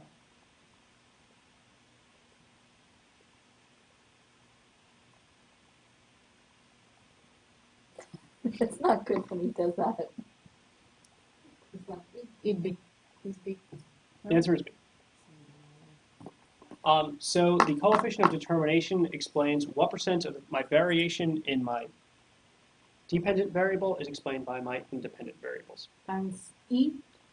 Coefficient of variation gives you the directionality. Yeah, it could be a linear association, it could be any association. It's basically saying how good is my model in predicting my variation in my So B is dependent variables. The coefficient of determination is what percent of the variation in my dependent variables is explained by my independent variables. So if I have an r squared value, a coefficient of determination of 90%, that means 90% of the variation in my y value is explained by my model, explained by my independent variables. is dependent. Explain independent. Independent are the things you're going to measure directly, things that you're sure of the values. Right? What you're trying to do in regression is you're trying to predict a value you don't know based upon things you do know. So if I tell you if you tell me your height, I can tell you your weight. Mm-hmm. So in that case, your weight is the dependent variable, and your height is the independent variable.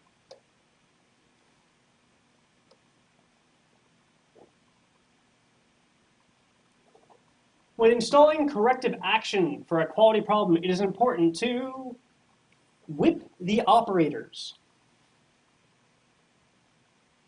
What? D. 91. Yeah, answer is D, all the above.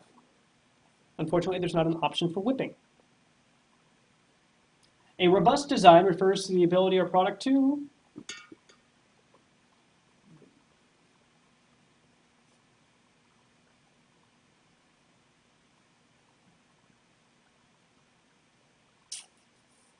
Mhm.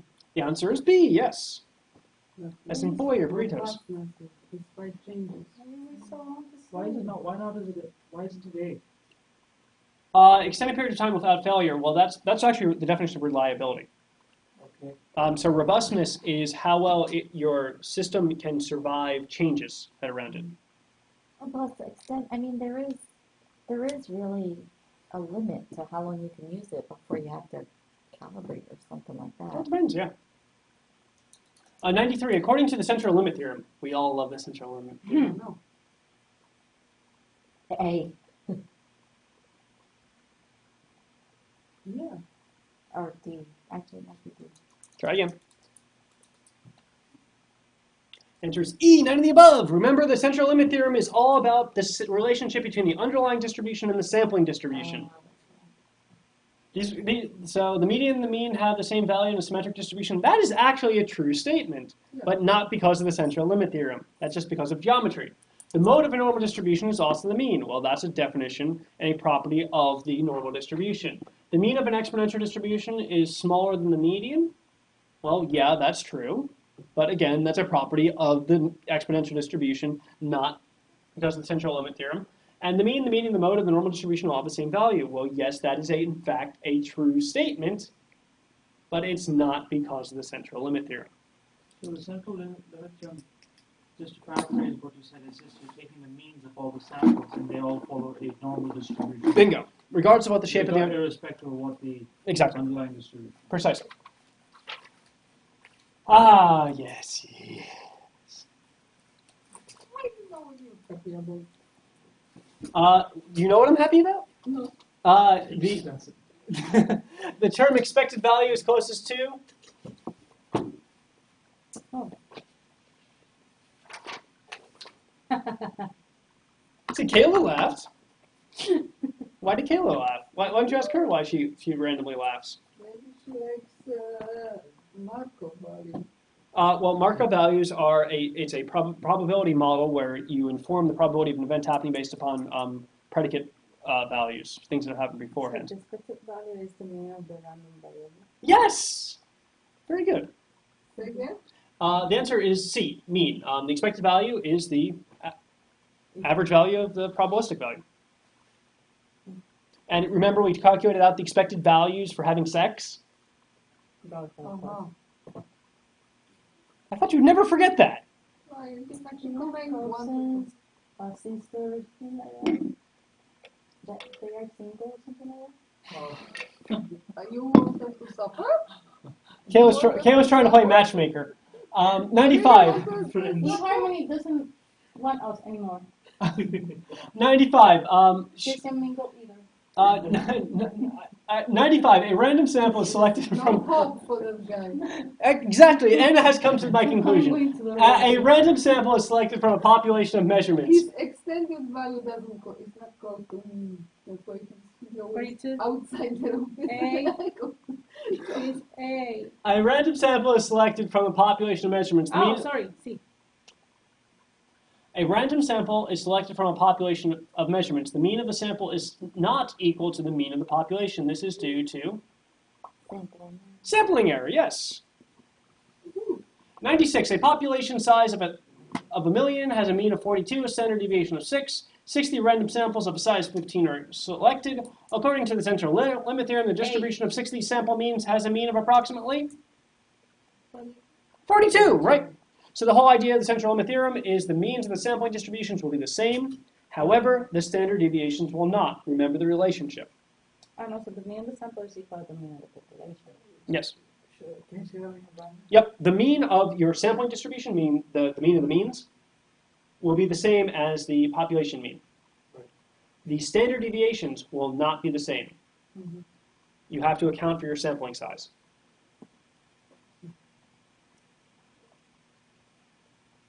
Ah, 97. If the probability that an event will occur is 83, the probability that the event will not occur is? Hey. Yes! Did anyone miss that? I cannot believe that sometimes they're so complicated questions and some of them like, And they're all worth the same amount. this is so stupid, like, I don't know. Well, that's why triage is so important, right? If you wasted all of your time on the Weibull question, you're not going to have enough time to actually read the question for this really, really easy question. Yeah, well, Basically. like, Yep. Like 30% of questions like you can like. Well, that's because you have to do them quickly because that's where you pick up the time for the long ones. 98. The 7-leaf plot has the following advantages over the histogram. Oh, D.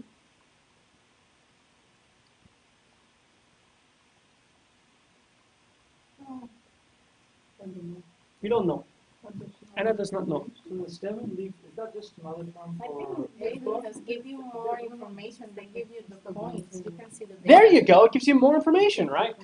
But that, isn't that why it's more discrete? No, it can be continuous, right? So you can have it be 110 points, 11 points, 12 points. Just think about the z table, right?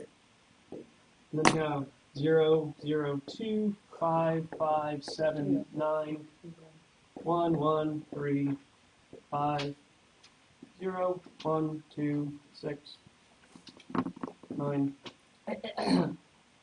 So this would be 10.0, 10.0, 10.2, 10.5, etc.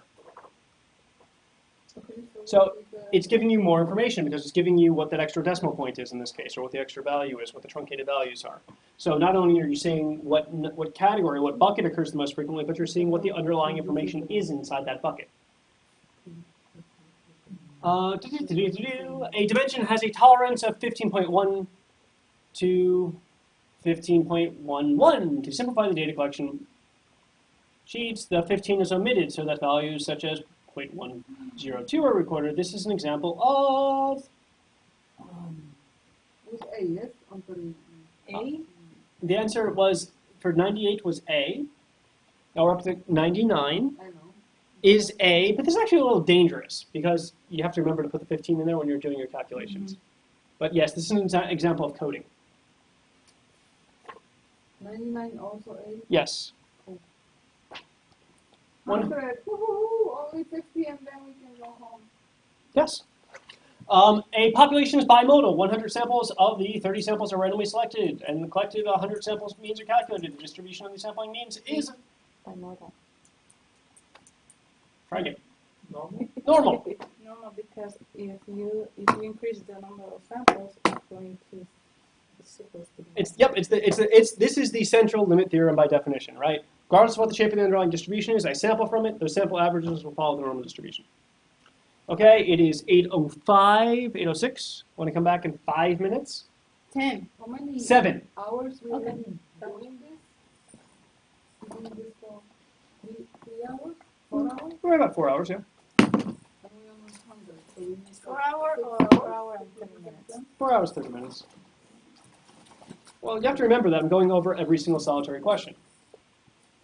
And I spend a lot and answer your questions while I'm going over it. On the real exam, you don't have to answer the questions. You don't have to ask. You have to know the answer. Well, you don't have to explain to other people what's going on. So yep. No. Oh, I'm getting yeah. That's what I'm doing.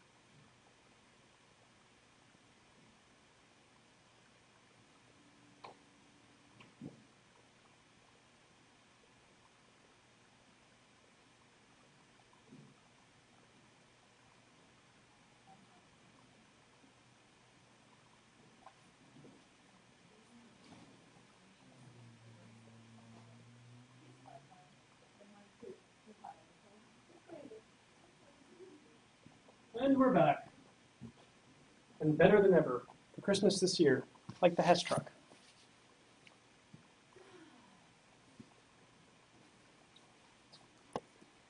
Really bad. So you have cousins here. Stop it, Kayla. I've seen it. Kayla.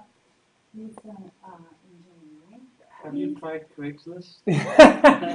I have a feeling you might find somebody that Brandon fancies on Craigslist. The last thing I I kid, have, I'm Brandon, going to I know. I'm going to visit every single classroom at the brokers to see if I find some teacher that maybe can. Craigslist. I'm telling you, you're gonna get a lot of responses. on Oh Craigslist. yeah, and I might get some things some diseases and some other bad things. We just want to help you. Do Uh, you have I'm cousins beyond- in Poland? I don't. I Look at Sisters? I have no one. I don't have. She wouldn't want to. She I would. don't have family. She wouldn't want to I don't inflict. have your She wouldn't want to inflict me on anyone. look at the platonic partners in the Craigslist. Oh yeah. Okay. That's safe, Brandon. Come on. Oh yeah. Oh yeah. Imagine. I should do an FMEA on that. I have my computer. We can start his profile. Oh God. Where did Dimple go? Dimple. She went to bathroom. I think she's getting a Oh, snack. she can have cousins and sisters. Okay. We're gonna get back going. Dimple, there you go. Did you do your test? It's been about 2 hours. Yes. Cool. The median is a better choice than the mean for measures of sensitivity if the data is B.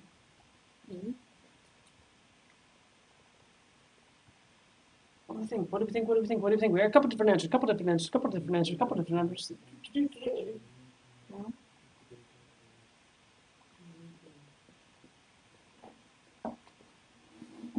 It's not B. The answer is B, as in boy or burritos. Open a number. Yeah.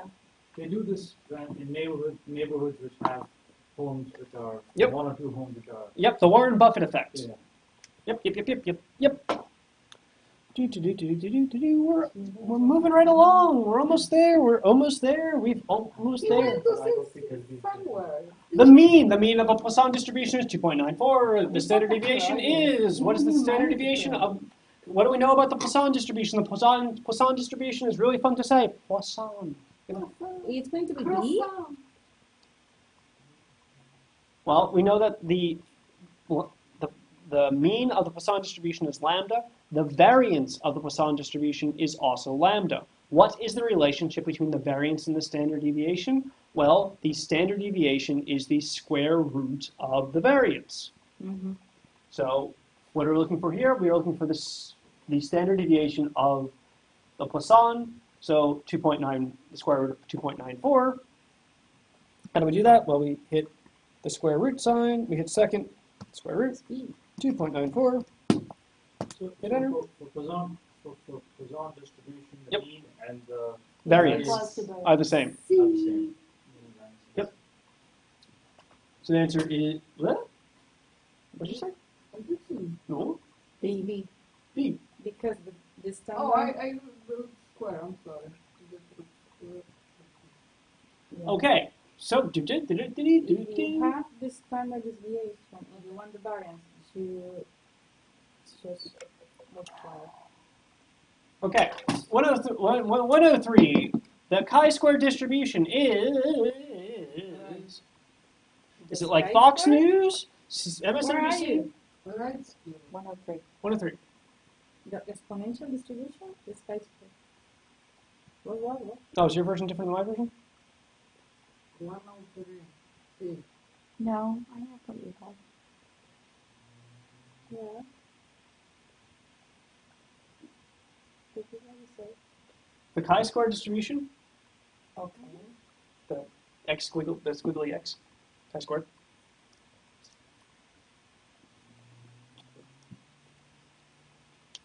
Okay. See. C.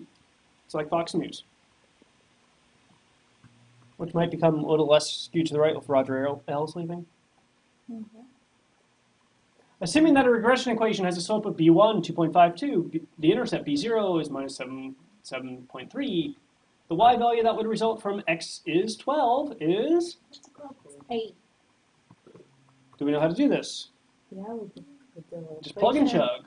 So the slope, 2.5 times 12. Hi, Kayla, husband.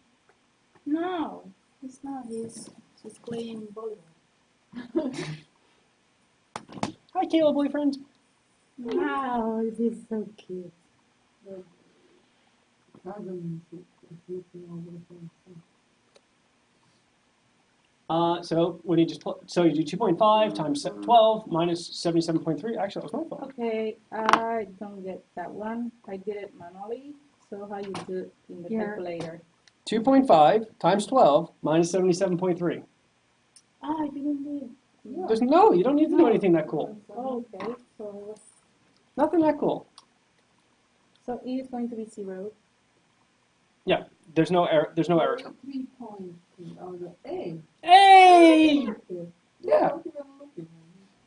We're up to 105. 10 parts are randomly selected from a normal distribution. The lengths of the parts are measured, and the mean of the 10 values is given. The standard deviation of the values is given. We are 95% confident the mean of the population from which the sample is drawn is between. Okay, so it's the formula that we used before, right? Mm-hmm. X bar plus minus z alpha over 2 sigma over the square root of n. Mm-hmm.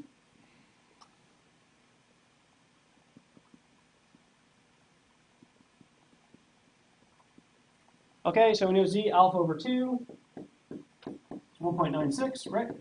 Mm-hmm. Because we're at 95%, and then just plug and chugging. And when we plug and chugging, what do we get? Okay. Population. Yeah, I got. So we get C. The answer is C.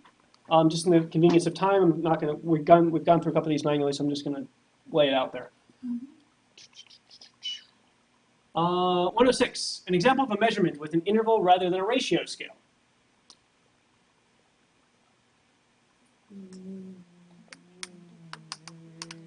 Okay, so there's 4 main measurement scales. There's nominal, ordinal, ratio, and interval. Interval. Okay, nominal puts things into categories where there's no numerical relationship between them. So red, green, blue, men, women, those are nominal. Ordinal puts things into order, first, second, third, fourth, fifth. Could be the first piece off the line. Or it could be the Likert scales up, where it's, I strongly agree, I somewhat disagree, 1 to 5. So that's ordinal. Then you have ratio and interval. Ratio measurements are where there's a rational 0. So that means 0 represents the absence of the quantity. So 0 grams, there is no weight. 0 decibels, on the other hand, there actually is sound just below a critical threshold. So the answer here is B, the temperature in degrees centigrade. At 0 degrees centigrade, water freezes. It doesn't mean there's no temperature. 0 degrees Kelvin, on the other hand, is an example of a ratio measurement. That 0 degrees Kelvin is absolute 0. It actually represents the absolute absence of temperature or energy. A sample of 100 units of blood are tested for the presence or absence of Hep C. So what was the answer for 106? 106 is B. Samples of 100 units of blood are tested for the presence or absence of Hep C. The resulting number of units per sample testing positive will form which distribution?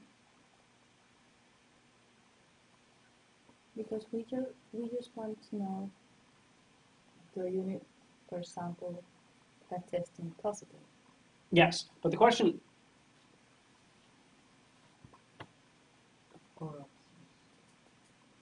so it's not normal, right? So we're dealing with discrete data, so it's not that. It's not hypergeometric, we're not dealing with replacement. And it's not exponential because, again, it's discrete. So we have it down to, are we dealing with Poisson or are we dealing with binomial? Poisson. Okay. Samples of 100 units of blood are tested for the presence or absence. Presence or absence, presence or absence.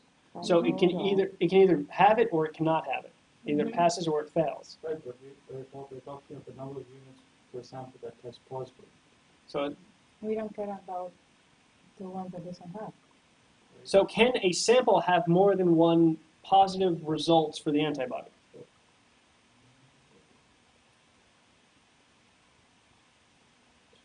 Plus or minus. So one sample might have Final. 60 units might test positive, another sample might 70 units might test positive.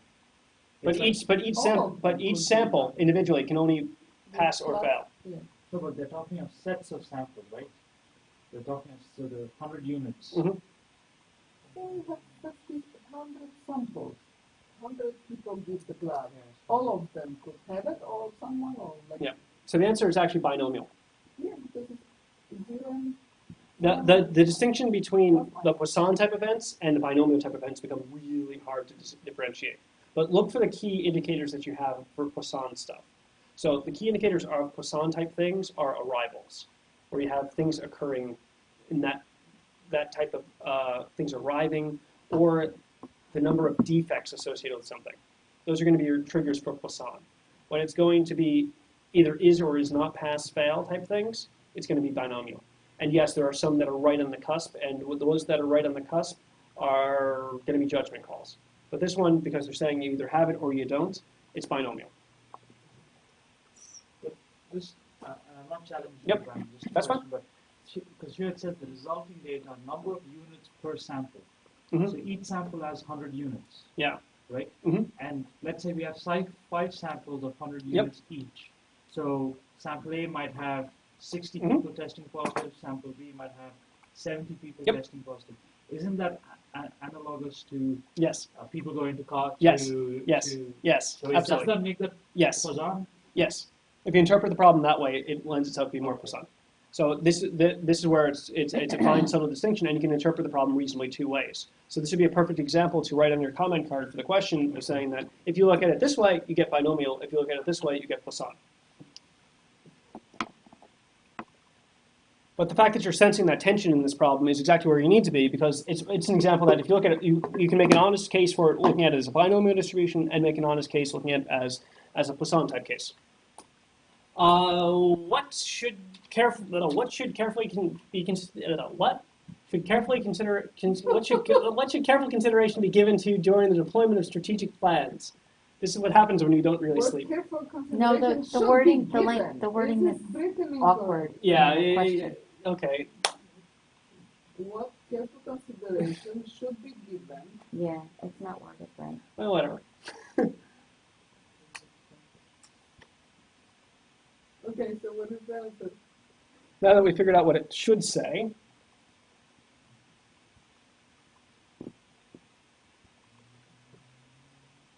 the credited answer here was B. Mm-hmm.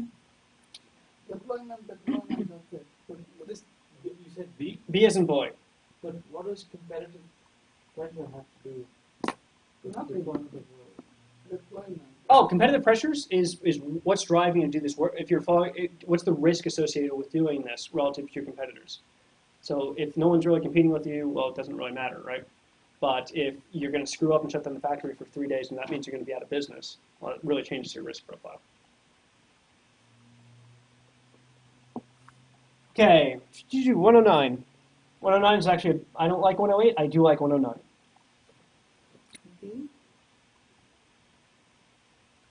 Well, the null hypothesis is what you assume to be true. It's always an equality. So which one of these is an equality? D. The answer is D. 110. The sample size of 35 is selected from a population of 10,000. The resulting analysis showed that the 95% confidence interval for the mean is between 34.5 and 45.6. This indicates that, I like this question too.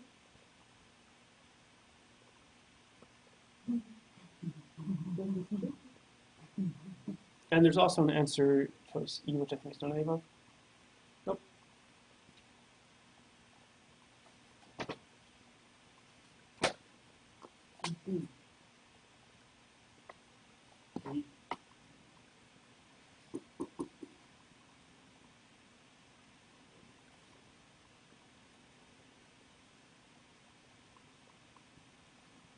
C and D are really close, right? Mm-hmm.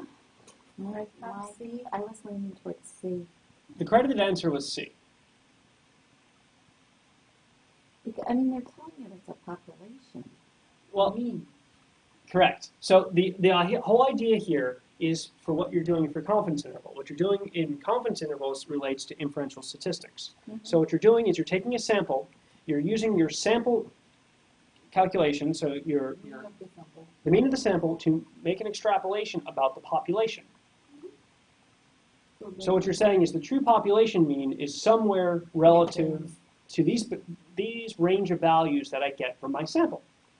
So which one represents that? Well, 95% confidence, it is believed that the population mean is between our lower and our upper. So the answer is C. D is wrong because it's not saying anything about the sampling means. You actually know what the sample mean is because you calculated it. What you're trying to do is you're trying to draw an inference about the population. A lot of 10,000 pieces of plastic tubing has been received. The purchase order states that the average inside diameter is to be 0.188. Inside diameter is normally distributed. 12 pieces are randomly selected. Their inside diameters are...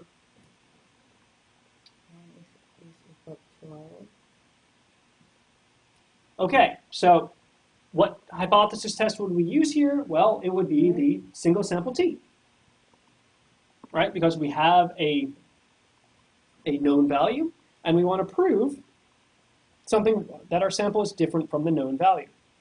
So they're telling us that our null hypothesis is that our mean equals 0.188, and we want to prove our alternate that our mean is less than 0.188. Okay, now let's pay a lot of attention to what the problem is asking us. It's looking for the critical or table value for alpha equals 0.01. Okay, so then we need to go to our T table where we set up our doilies and our trumpets. Yes, in the book. But we need to set out our doilies and our little pieces of ceramic. I have no idea. I didn't get it. That's China. Exactly. Oh, T table. Oh, yeah.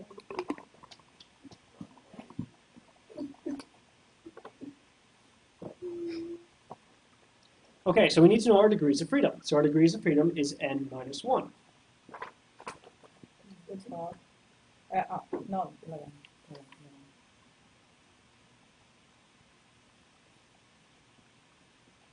So our sample was originally 1, 2, 3, 4, 5, 6, 7, 8, 9, 10, 11, 12. So our degrees of freedom are going to be 11. 11, 11, 11.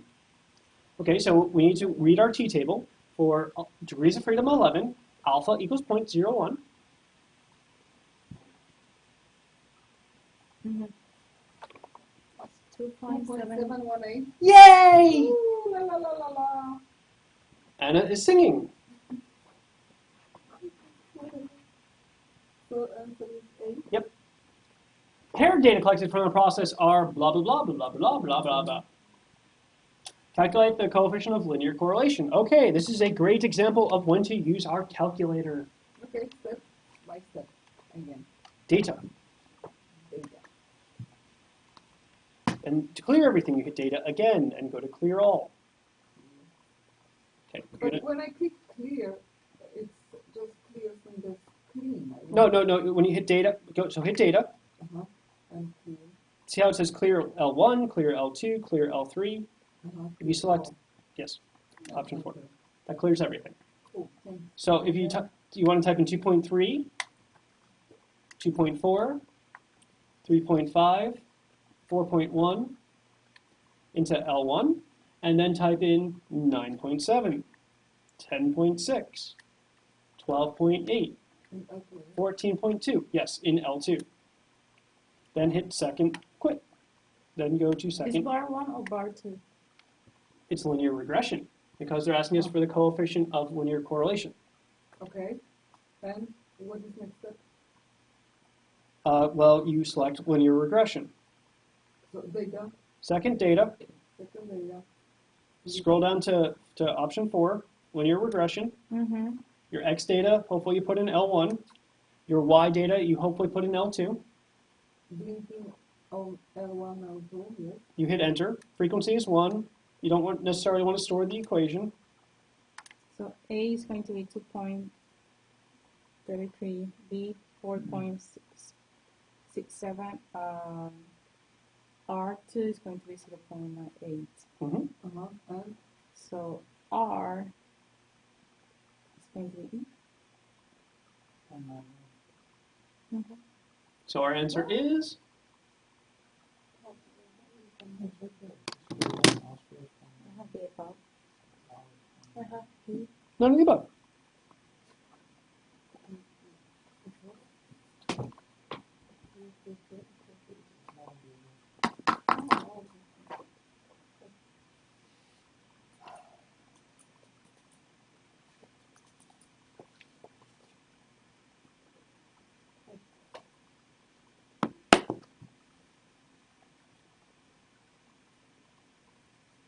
Okay, we are up to 113. Under what conditions can the Poisson distribution be used to approximate the binomial distribution? D. Yeah. You found that in the book, right? Mhm. 114. The distribution on which p charts are based is called the binomial. binomial distribution. Yep, D. 115. The two variables have a linear coefficient of minus 0.97. One concludes from this information that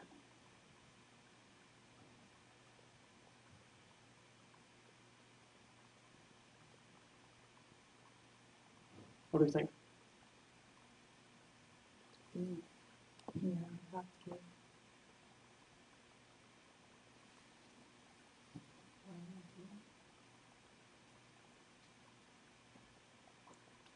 The answer is D. No matter what is negative. Yeah, well, remember the negative is just giving you the directionality. So since it's negative, it's going to be Left. down and to the right, right? Where positive is going to be up and to the right. Remember, that's just giving you the directionality. R squared is going to be between 0 and 1. But because it's 0.97, that means it's going to be they're pretty strongly correlated. It's happening pretty strongly negatively correlated. Is 0 to 1?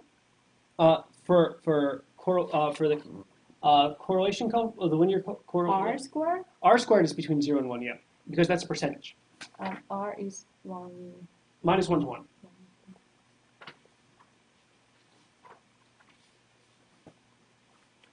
And the 1 is the correlation of correlation. Yeah. And R squared is the coefficient of determination.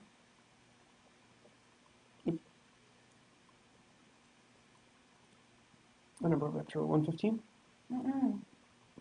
No, we're not up to 115? 16. 16. After conducting a hypothesis test, it is concluded that the null hypothesis can not be rejected at the 5% significance level. This means that we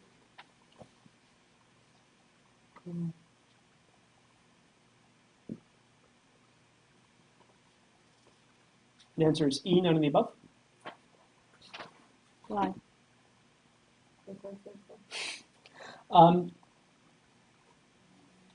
That what it means is that we don't have sufficient data to say there's. You don't have to explain now. She's happy anyway.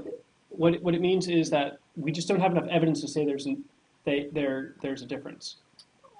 But the absence of evidence is not proof of the absence. I wonder if it is. Oh, My knee. That's your dog? No, my knee. dog! One over the question. Actually, I'm her godmother. Oh. Okay. Okay, move on. Too much information. She's so What is that? Is that like It's a Westie. a Westie? Yeah. A terrier That Westie. breed. Okay. Let's stop ogling the dogs and let's go back to the material. An experiment has 7 factors at 2 levels each. The experiment has 8 runs. This experimental design is called. Okay, if we're doing a full factorial design, what would it be? A. No. Well, how many runs would we need? 8 grams. Happy. If we were, Wow. so what is the formula for a full factorial design? It's the blank to the blank. Is level up to the factorial. Okay, so 2 to the 7th, right? Mm-hmm. Where to do from? An factor has 7 factors, 2 levels. Levels raised to the number of factors. So 2 to the 7, 2 caret 7. So how many runs would we need for a full factorial design? 128. Okay, but what, Is 128 an option? exactly. A half factorial design, that would be half of 128, or 64 runs, so it's not that. So the answer is E, none of the above. La, la, la, la. Right. Takaguchi designs is where we're deliberately adding in noise factors into our model.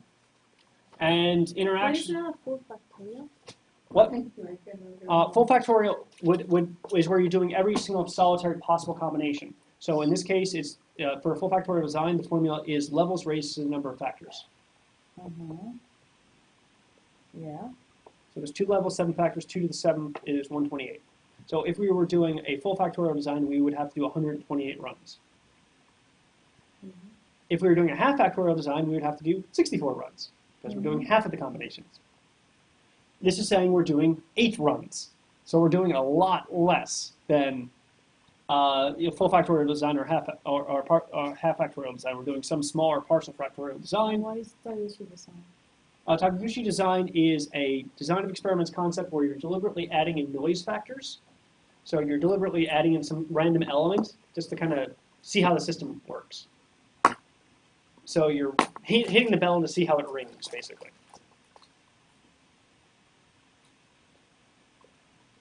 Okay.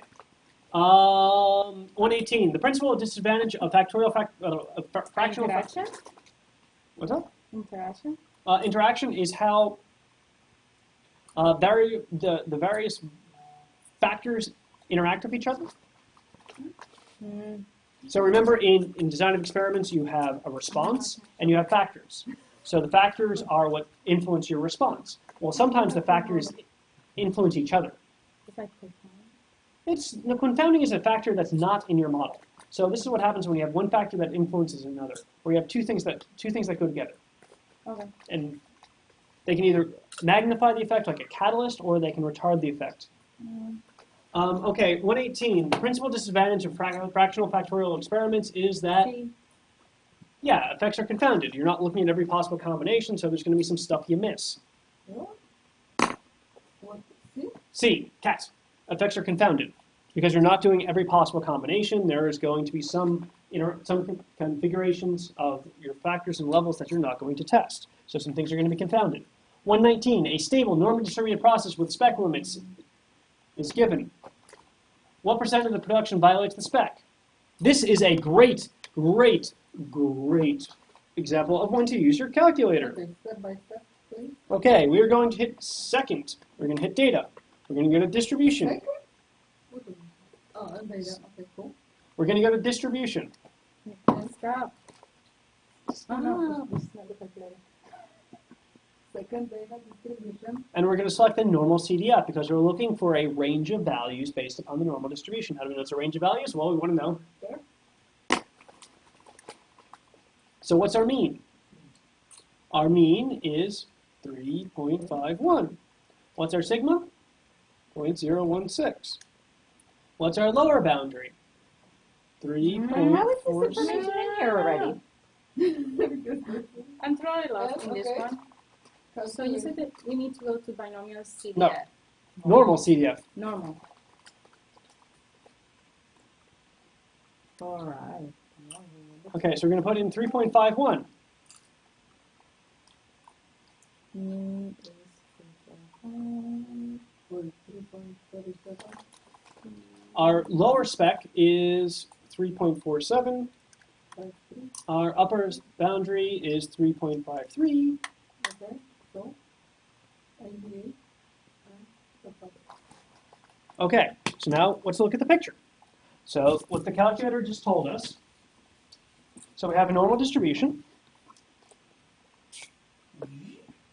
And the calculator just told us that between here and here, so between 3.47 and 3.53, right? This shaded region is 88%.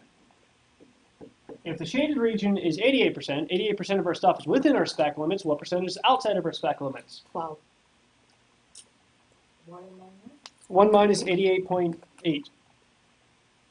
So 11.18. Go back.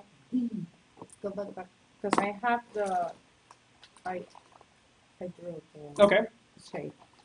So the calculator told us that the shaded region is 88.8140481%. Where are you? I went to normal CDF. Yes, you type in 3.51. Yes. Yes. Sigma is not 1, it's 0.106. 0.16 for the problem. Mhm. 0.016. Right? Yep, and then your lower boundary is going to be, How do you know how to select this distribution? This is well, it says it's normally distributed, so you know it's normal distribution. You're looking at a range of values, so you're going with the CDF. CDF, it is range. Is a range of values, correct. The PDF, you're looking for a particular value.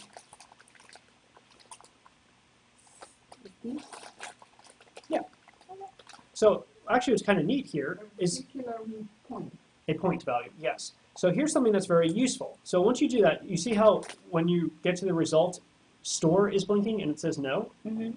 If you move that over to X, Can I go back if I have like this figured out?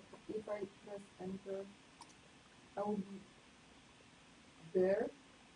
Oh yes, okay, cool. and so you move that over to X, and then you go to move it down to say quit. Now you can do 1 minus, and see the button that says X?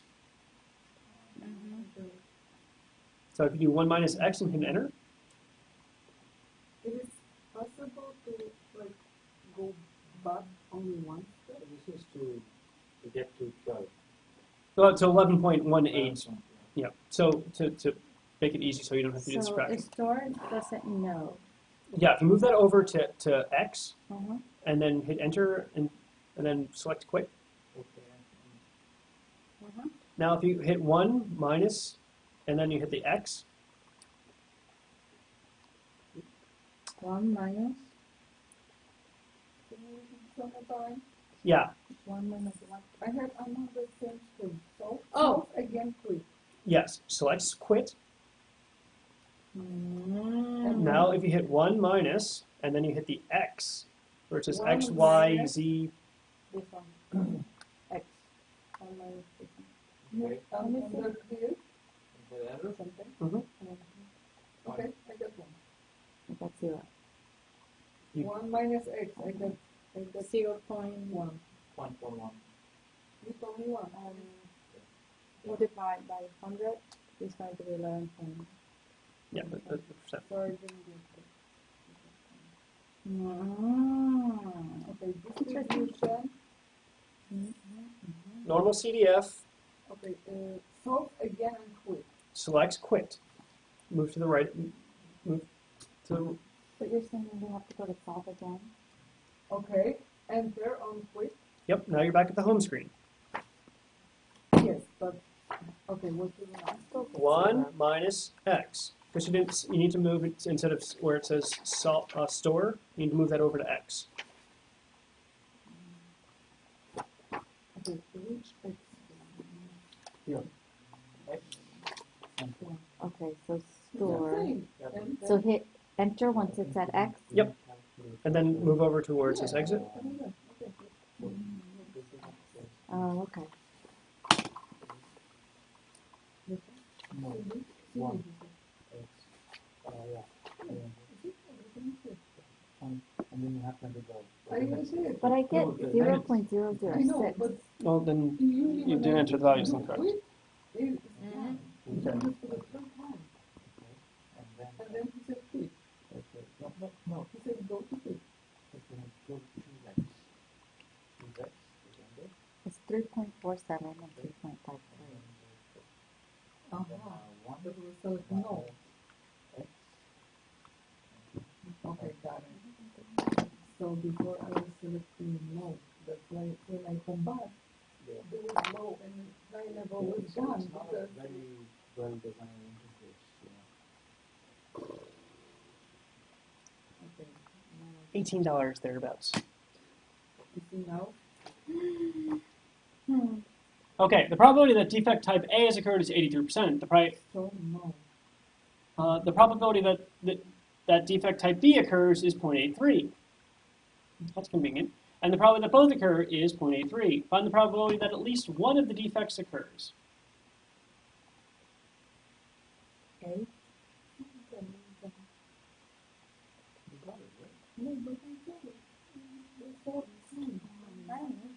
So No. that's at least one is Okay, whatever. parallel. 120? Yeah. So it's 1 minus 8, 3. Well, why are we treating this as a series in parallel? This is probability rules. Multiply.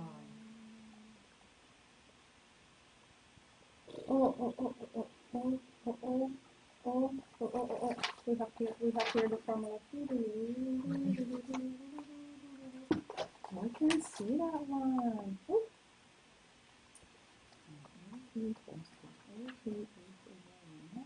Okay.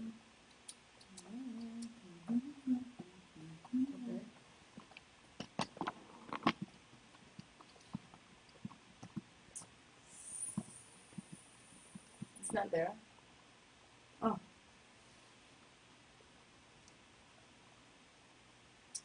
See? Multiply and minus 1. 1 minus 1 plus 1. No? Well, I did the whole formula. Oh, formula did you do? Where'd you get that formula? Where'd you get that formula? From the book. No, so this is the probability of event A plus the probability of event B minus the probability of both event A and B. So it's 0.83 plus 0.83 minus 0.83. Oh, okay. Only one time? Yeah. This is just remember the union disunion stuff? Sorry, yeah. It's the probability of event A happening plus the probability of event B happening minus the probability that they both happened. But the probability of they both happen is going to be 0.83. 0.83 Because it says it's 0.83. multiplied 4. No, there's no multiplying. Why not? Because it says so. Plus. And then 1 It just minus. the formula. Oh! So, plus, minus 1 and 5. Just look at the statement when we're talking about and and or statements right on the slide.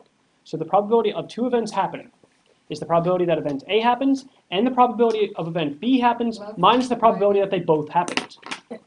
This problem is trying to confuse you by making them all the same value. It worked. No, when they confuse you, is in the last one. When they say the probability that both occur is 0.83. Okay. So which one then? Because I think. What is the reliability of a system at 850 hours if the average usage of the system was 460 hours for What was the answer? A? No. What is the reliability of a system at 850 hours if the average usage of the system was 400 Yeah. was 400 hours for 650 items and the total number of failures was 145, assuming that it is an exponential distribution?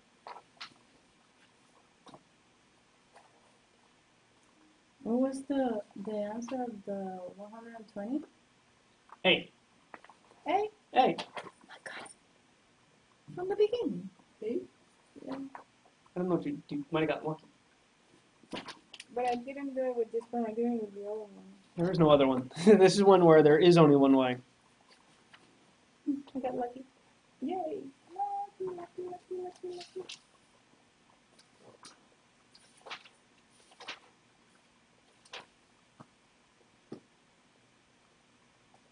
Okay. You guys don't like reliability questions, do you? Hmm? You don't like reliability questions. Have we done reliability? No, we haven't. Yeah, I was going to say, because I just missed the one class. But Nope, we haven't done reliability yet.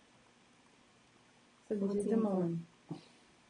The answer here is D.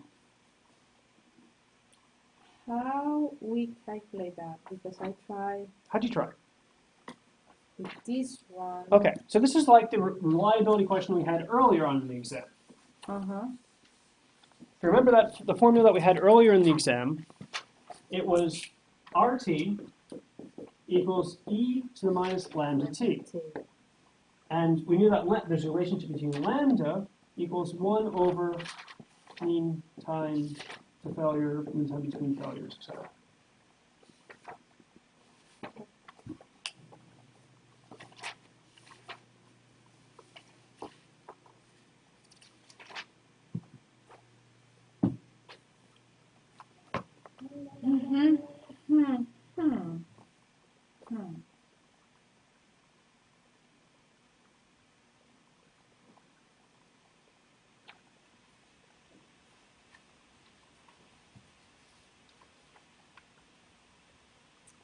Oh. That one says here. In the other exercise, we have that they gave us the R and the MTBR. So the failure rate, 140 divided by 1650, 0.088. It's actually a little bit, it's a complicated question, right? So we have 400 hours for Mhm. 1,650 items. Mm-hmm. So how many total hours were we testing? Well, it was 400 times 1,650. But it says that it's 400 hours for 1,650 items. Mhm. So I'm assuming that you've gone through 650 items in 400 hours, and you've gotten 145 failures Okay. in the 4 hours. That's how That many. seems like a reasonable way. I'm So the time interpreting. is just there for as a sort of a red herring. And Or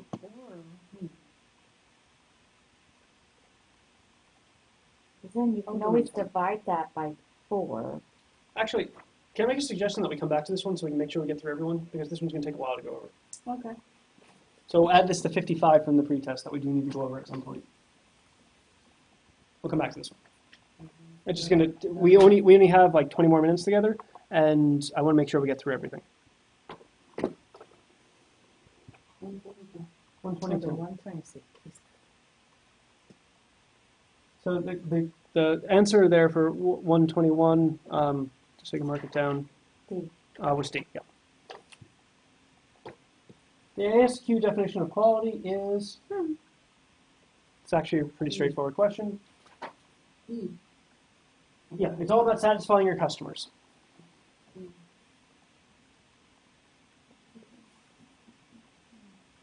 The operators of a manufacturing cell work out a more orderly arrangement for tool storage and establish a schedule to maintain cleanliness of the environment. What is the 123? We just said B? 23. That's E. that. E. Yeah, we just said that. 123. The operators of a manufacturing cell work out a more orderly arrangement for tool storage and establish a schedule to maintain the cleanliness on a daily basis. These improvements are best described by which of the following approaches? Cleanliness, site, 5S, yes. fire. The expression f of x equals mu to the x e to the minus mu over x factorial is the general form of? A? Did you look it up in the book? No. The book. The book. I went to The answer is the- A. Yes. I went to The slides and it's there. Yeah.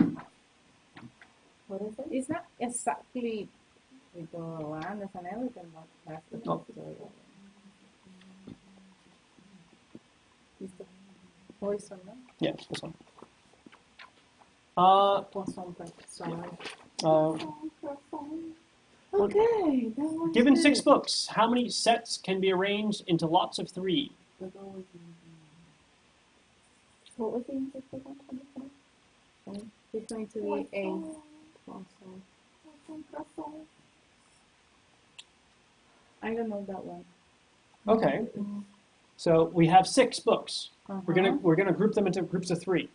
Uh-huh.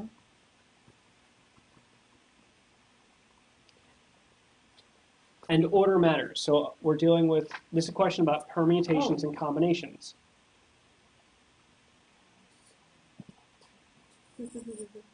I thought there was on. So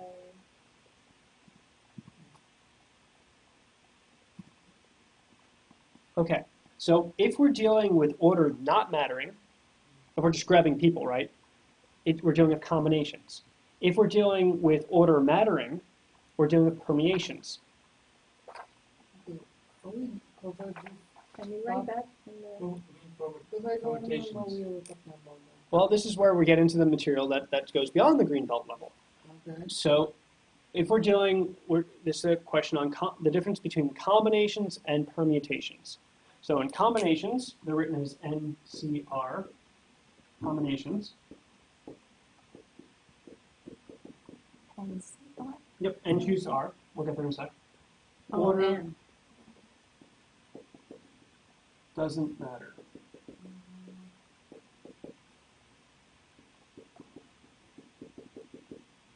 Then we have permutations.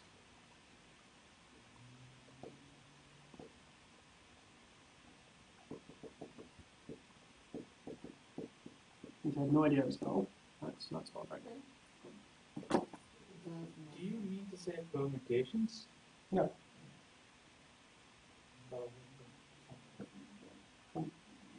P-E-R-M-U. P-A-T-I-O-N-S.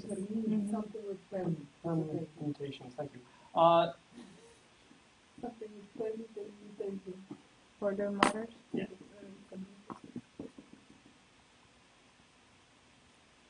Okay. Under what concept is this? Probability. Okay. And Okay, so what do we have here? I don't know. Are we dealing with order mattering or order not mattering? What does the problem say? Always Well, different is order. the order Doesn't doesn't, But always in a different order, so order matters. So we're dealing with permutations. well, here's this book, how many sets can be Order arranged didn't in matter. a tree? Would be But combinations. always in a Would that be, different, it would be 120 if order didn't matter. always Yes. in a 6 different, into 5 into 2. Would be so to do this on the calculator, you hit 6, you hit the exclamation point until it says NPR. I lost. Where's the What explanation? is 6? You type in Sorry, 6 because there are 6 books, Yeah. and we are going to then- be choosing 3 things. Mhm. But we're doing permutations, so we're going to hit the exclamation point until it says NPR. So you're going to have to press a couple times. Okay. And then you're going to hit 3. Oh. And then you're going to hit enter. 120. And you're going to get the answer to be And then enter. E. yes. I have syntax error. Okay, Okay. and continue One more because time. you told me 6, that. the exclamation point until it says Okay, NPR. NPR, I have it. Then and- type the number 3, Oh, 3. And then enter. Okay, because the question said, but always in a different order. Yes, that's going to put us into permutations instead so of combinations. If it matter, then you will click. So if when they said that and then will be point. that always we need to put the set in different positions, Different order. different order, that is going to be that order matter. Yeah. All right. Oh, got it. So ABC is in permutations is different than CBA. In combinations, ABC is the same as CBA, is the same as BAC. It matter. So the answer Does is it E. matter? Yes, the answer is E. But, you know, I arrived at that answer completely differently and just correct me if this is right Yeah. or good. So when you're choosing the first number, so you have 3 combinations, Mhm. right? So when you choose the first number, you have 6 possibilities. Yep. Right, so it's 6. Yep. When you choose the second number, you have 5 possibilities.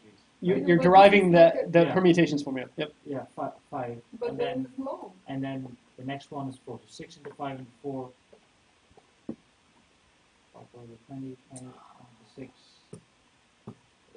Just a few Is lines. 120, right? 6 into 5 and 4 is 120. That's Okay. how I did it. Okay. Is that right? I think you might have gotten lucky. I think you got lucky. Okay. Yeah, because that isn't exactly the permutations formula. It's close. No, but that's the number of permutations, though, right? Yeah. Because you have 6 choices. Yeah, for yeah, the you're first right. You're, number. you're, you're right. No, but if you 5 have choices. Yep, yep, yep, or yep. 50, No. then it would be half. No, he's right. That's how I was taught permutations in high school. Yeah, exactly. It's the same thing. It's just the shortcut using the calculator. Yeah. When you said it out loud, it didn't quite click. 126. The probability of observing at least one defective in a random sample of size of 10 drawn from a population that's been producing on average 10% defective units. Mm-hmm. That one is kind of huge. Can you drop a little bit down so we can see the image? There's an image? Yeah, because has serial and also has. That's a different problem. Oh, sorry. Okay. So the probability of observing one defective, so we're dealing with the binomial distribution, right? Defective. So we have a random sample of 10 drawn from a population that has been producing 10% on average. So we want to know the probability of drawing at least one. So we want to know 1, 2, 3, 4, 5, 6, 7, 8, 9, 10, right? But we don't want to know 0. So we want to draw the picture. Mhm. Binomial distribution is basically going to look like the normal distribution but discrete. So we're going to have 0, 1, 2, 3, 4, 5, 6, 7, 8, 9, 10, right? So we want to know, we want this guy to be, what do I want to know? Oh, so we want to know the probability of getting at least 1, right? Mhm. So we want to know this area. So we want to know everything but 0. Okay. So how do we figure out the probability of getting exactly 0? Well, that would be the binomial PDF. So if we hit second, data, distro, binomial PDF, and then we know they're asking us for our number of trials, that's 10. Our percent What are we doing, binomial? PDF. Yeah, But because you we know, want to how know you a get into point. the conclusion which one to select? This is the Okay. beauty of Because it. there's Because at it's least one. defective Uh-huh. and we're dealing with a particular point. We want to know the probability of getting exactly 0. Mhm. Thus, it is the PDF. Okay. Yeah, But remember you that know, binomial how is going to binomial- work with defective and number of defective. Because work with P and empty. Uh-huh. So there is at least one defective. So it's telling us that we're defective. Science. No, we're telling you that's defective. So we're using the PDF because we're concerned with only 0. Yeah. So now we're going into the number. So once we select binomial PDF, it's going to ask us for our number of trials. How many trials are we doing? 10. Then, What's our probability of a success? is the only 0.1. Yeah. And what value are we concerned with? We're concerned with 0.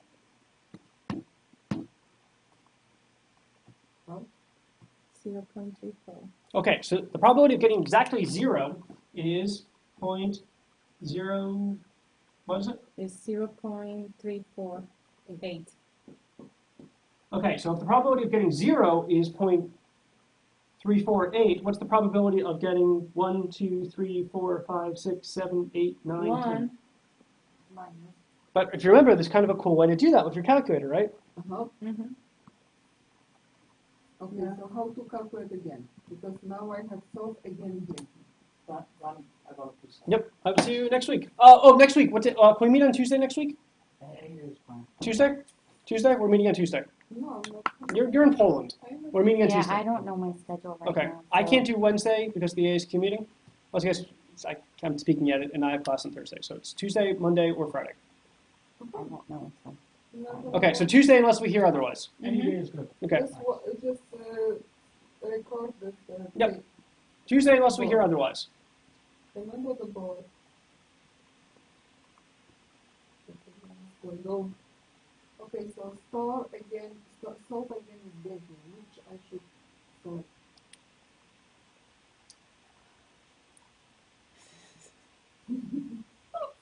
Okay. It's fine. So what you have now is now you have the probability of getting exactly 0. Mm-hmm. So now we want to know the probability. There can be more than 0. Mhm. Either 1, 2, 3, 4, 5. Correct, and we just get that by subtracting. So this probability is going to be 0.652. Thereabouts. Let's This is true. Okay. So the answer is going to be E. We're going to do both. Uh-huh. Uh-huh. Oh my god. And I But none suffer of the so much when I saw probabilities those are in the form of a weird fraction. How do things. you know that? The probabilities are in the form of Like, I don't understand what that means, what those choices even mean. well, they're just, instead of writing out the number, they're just writing it out as a But how would I translate that to check? How do I know? 0.1 raised to the 10th. Oh, is that what that is? Mm-hmm. Then x to the y? Yeah. Can't find it. It's the x to the box. It is so weird. No, it's actually, That's just when Um, they know what they do. No, Because because just you with the don't way that want- there is all the numbers write down, it's like, oh my god, I'm not going to know this answer. no, it's good practice for you then. Okay, now we're up to 127. That one I have. Okay, Kayla didn't like this one because I It- Reliability. have seen. Okay, because it's two steps. You have to. Come on, Coach, where are you? Yeah, because you need to calculate first the series and then the parallel. Well, exactly. Oops. Oh my lord, I know it's so beautiful, beautiful, but no.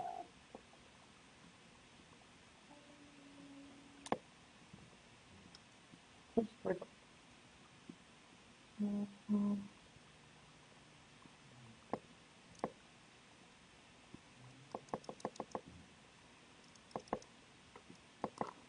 Okay, so we have three components. Mm-hmm. Each has a reliability of 0.92. Mm-hmm. Okay, so this is just a two-step problem. And the easy way to do it is just, so we have 0.92, Uh-huh. 0.92, Uh-huh. That is going to be and it's in equal. parallel with this guy, right?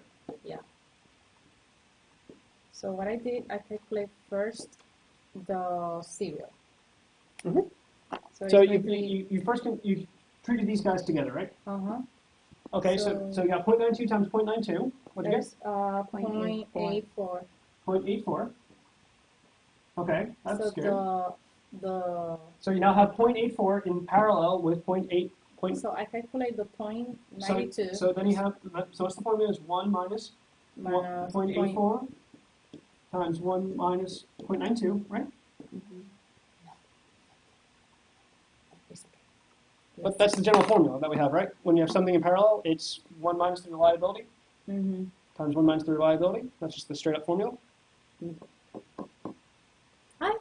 Yeah, so I got, Yeah. C. Yeah, I got C, but I considered I got C.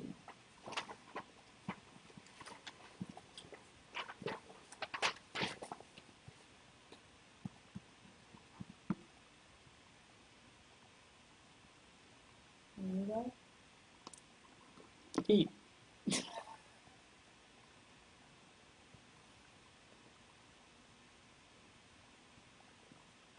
Yeah, so It's E. E as in iguana, Oh, it's E elephant.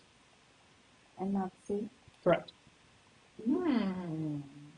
How could it be C? We know that the Oh, because so we what I have did is before Oh, go times. up time, yeah, I just added 0.84 and 0.08. Oh, that's why. Mm-hmm. Mm-hmm. Mm-hmm. Mm-hmm. yeah. So all this problem is really testing you was on being methodical and going through the process. Mm-hmm. But I did it, but I thought, yeah.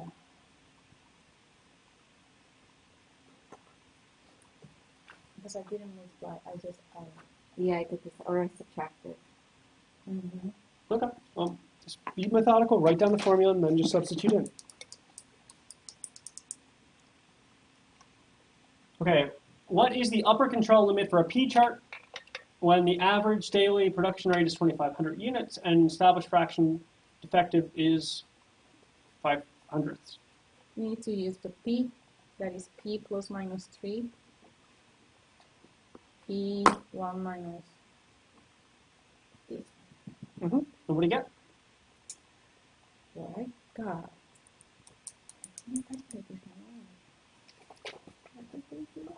Give me a second. Okay. So what was the formula? It's Let me move to my calculations. so it's P It's going to be P P. plus minus Mm-hmm. 3 Mm-hmm. 1 minus P over N Yeah, and the root square over over everything. P, yeah. So the production is 2,500 units. And it's 2,500. Mhm. Mm-hmm. Do 0.05.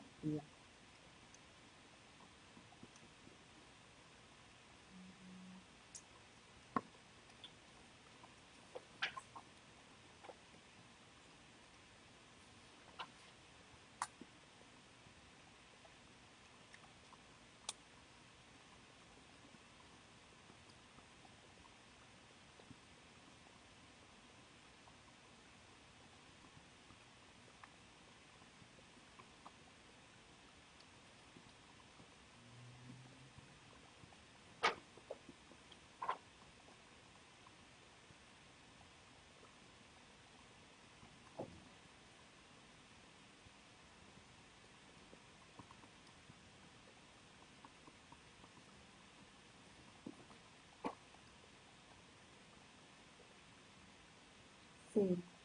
Yep. Mm-hmm.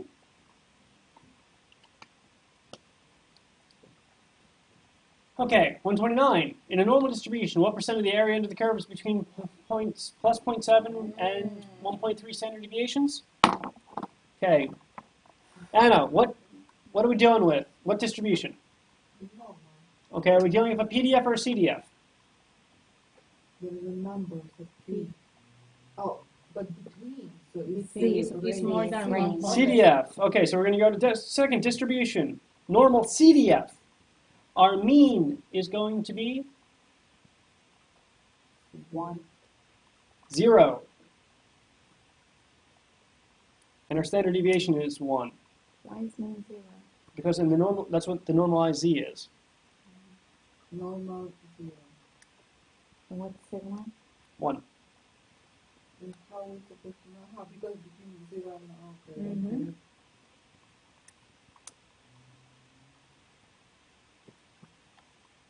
And the upper and the lower. 0.7, D. 1.3. Mm-hmm. It's so easy. D. Oh. I know. Okay. This one that we are doing the average range. So we need to use the XR.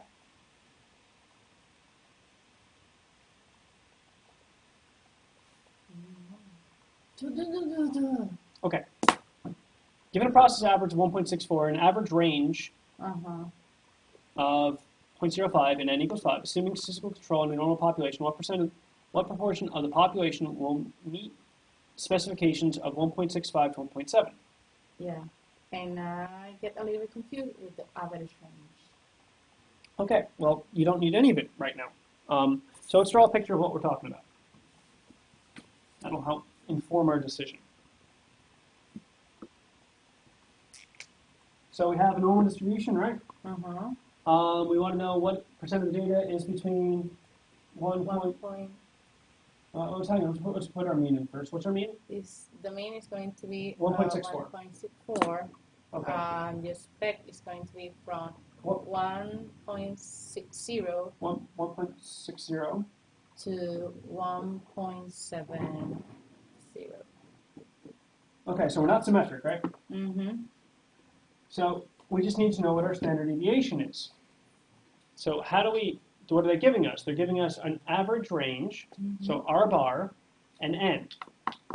Do we have a way that allows us to relate R bar to the standard deviation? We do, it's in the slides. It's not on that page. It's in the process capability deck of the black belt. But you didn't go We over. did, actually. Yeah? Yep. Okay. So this is capability? Mhm. No, no. It's towards the back of the deck. He's helping. Don't give him a look. That one. The one your left hand is on.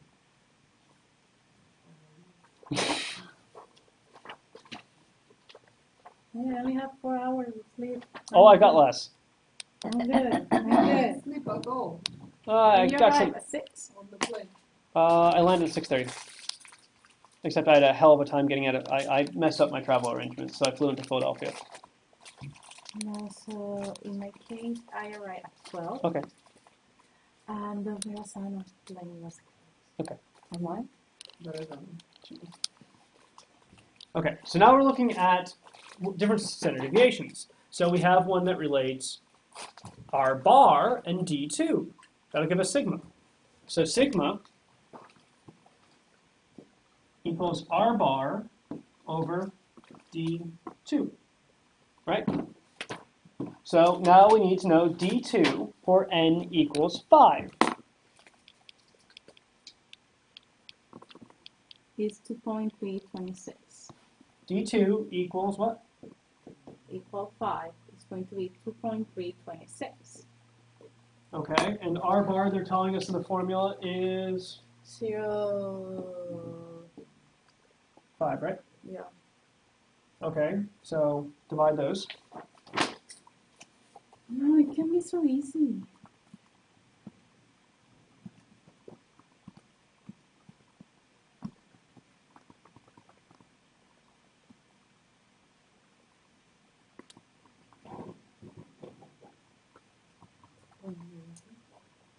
This is the problem if there's actually a typo in.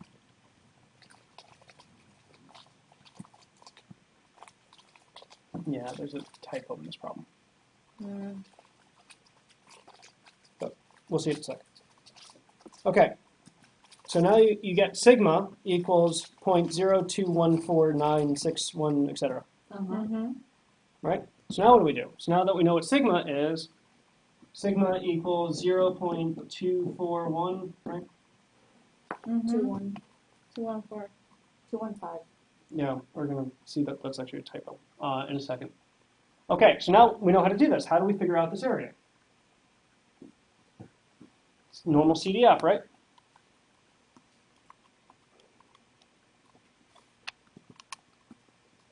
So what's our mean?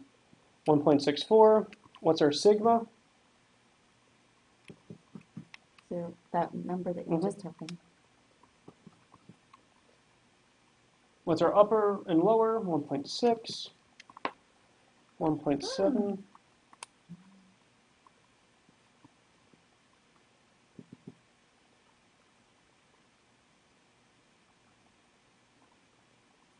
Get 94.5.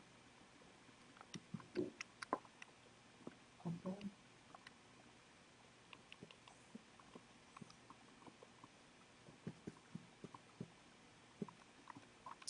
0.9. 0.97. 0.97 like that. Let's see, 945. When I use 214, I get C. When I use that number, I get a different answer. Well, if you actually care, the answer should be 97% if you don't round. So this is a great example of how you should use your calculator. So in your mean, we know what that is exactly, right? We know because the problem is telling us 1.64. Mm-hmm. So for sigma, we know there's a formula for that. We know it's 0.05 divided by 326, that is part of the table.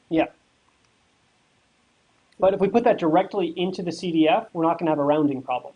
Mm. Okay. So when we do that, we put in our upper bound of 1.6 and our lower bound of 1.6 and our upper bound of 1.7. Now what do we get? We get clearly the answer being 97%.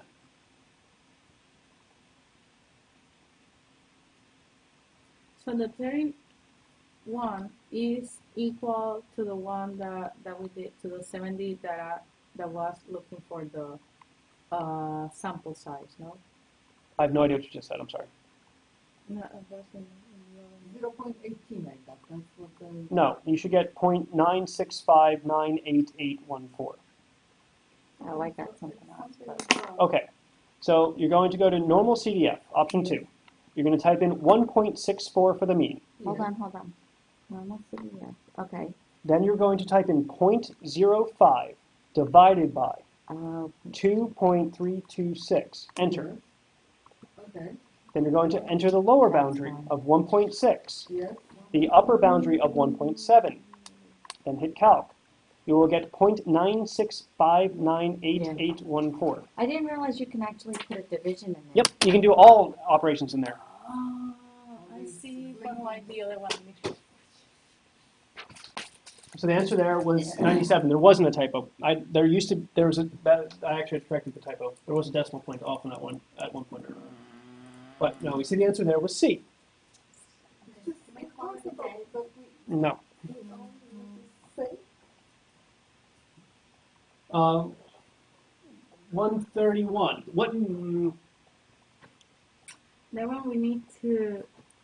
What minimum sample size is required to construct a confidence interval for the mean of a population with a standard deviation of 0.05, assuming the confidence level of 98%, and an interval width of 0.02? 1 So I can, I just start calculating on the 95. Sorry.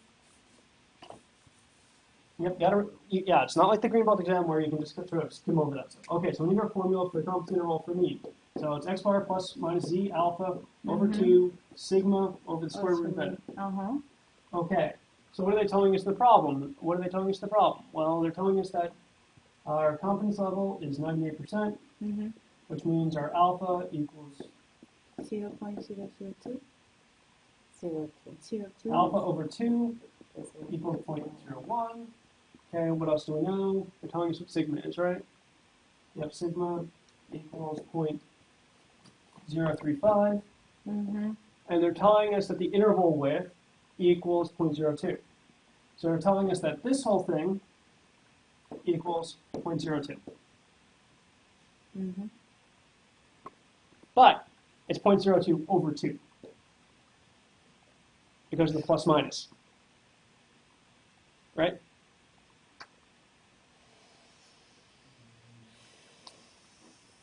Why give me a look, Ella? Okay, so now we know we need to look up what z alpha over 2 is at 0.01. Mm-hmm. Gotta go look it up in the table. Yeah, I am in the table, but I don't know You don't know?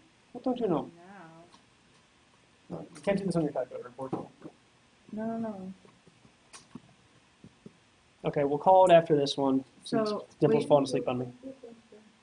Okay, so you need to find the area in here. here. No, in here. In the 2? In the values. Oh, come on.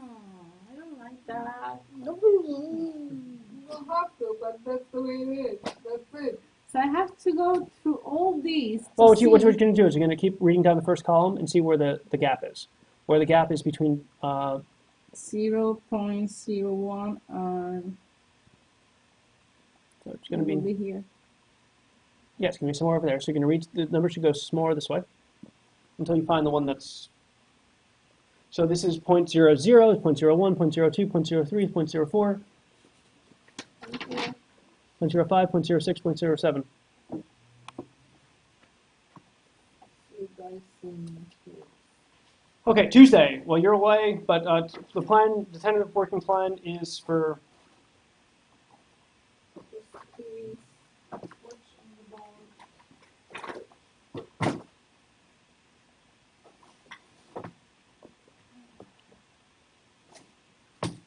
Okay, so when you crunch it out, what do you get for the answer? 131.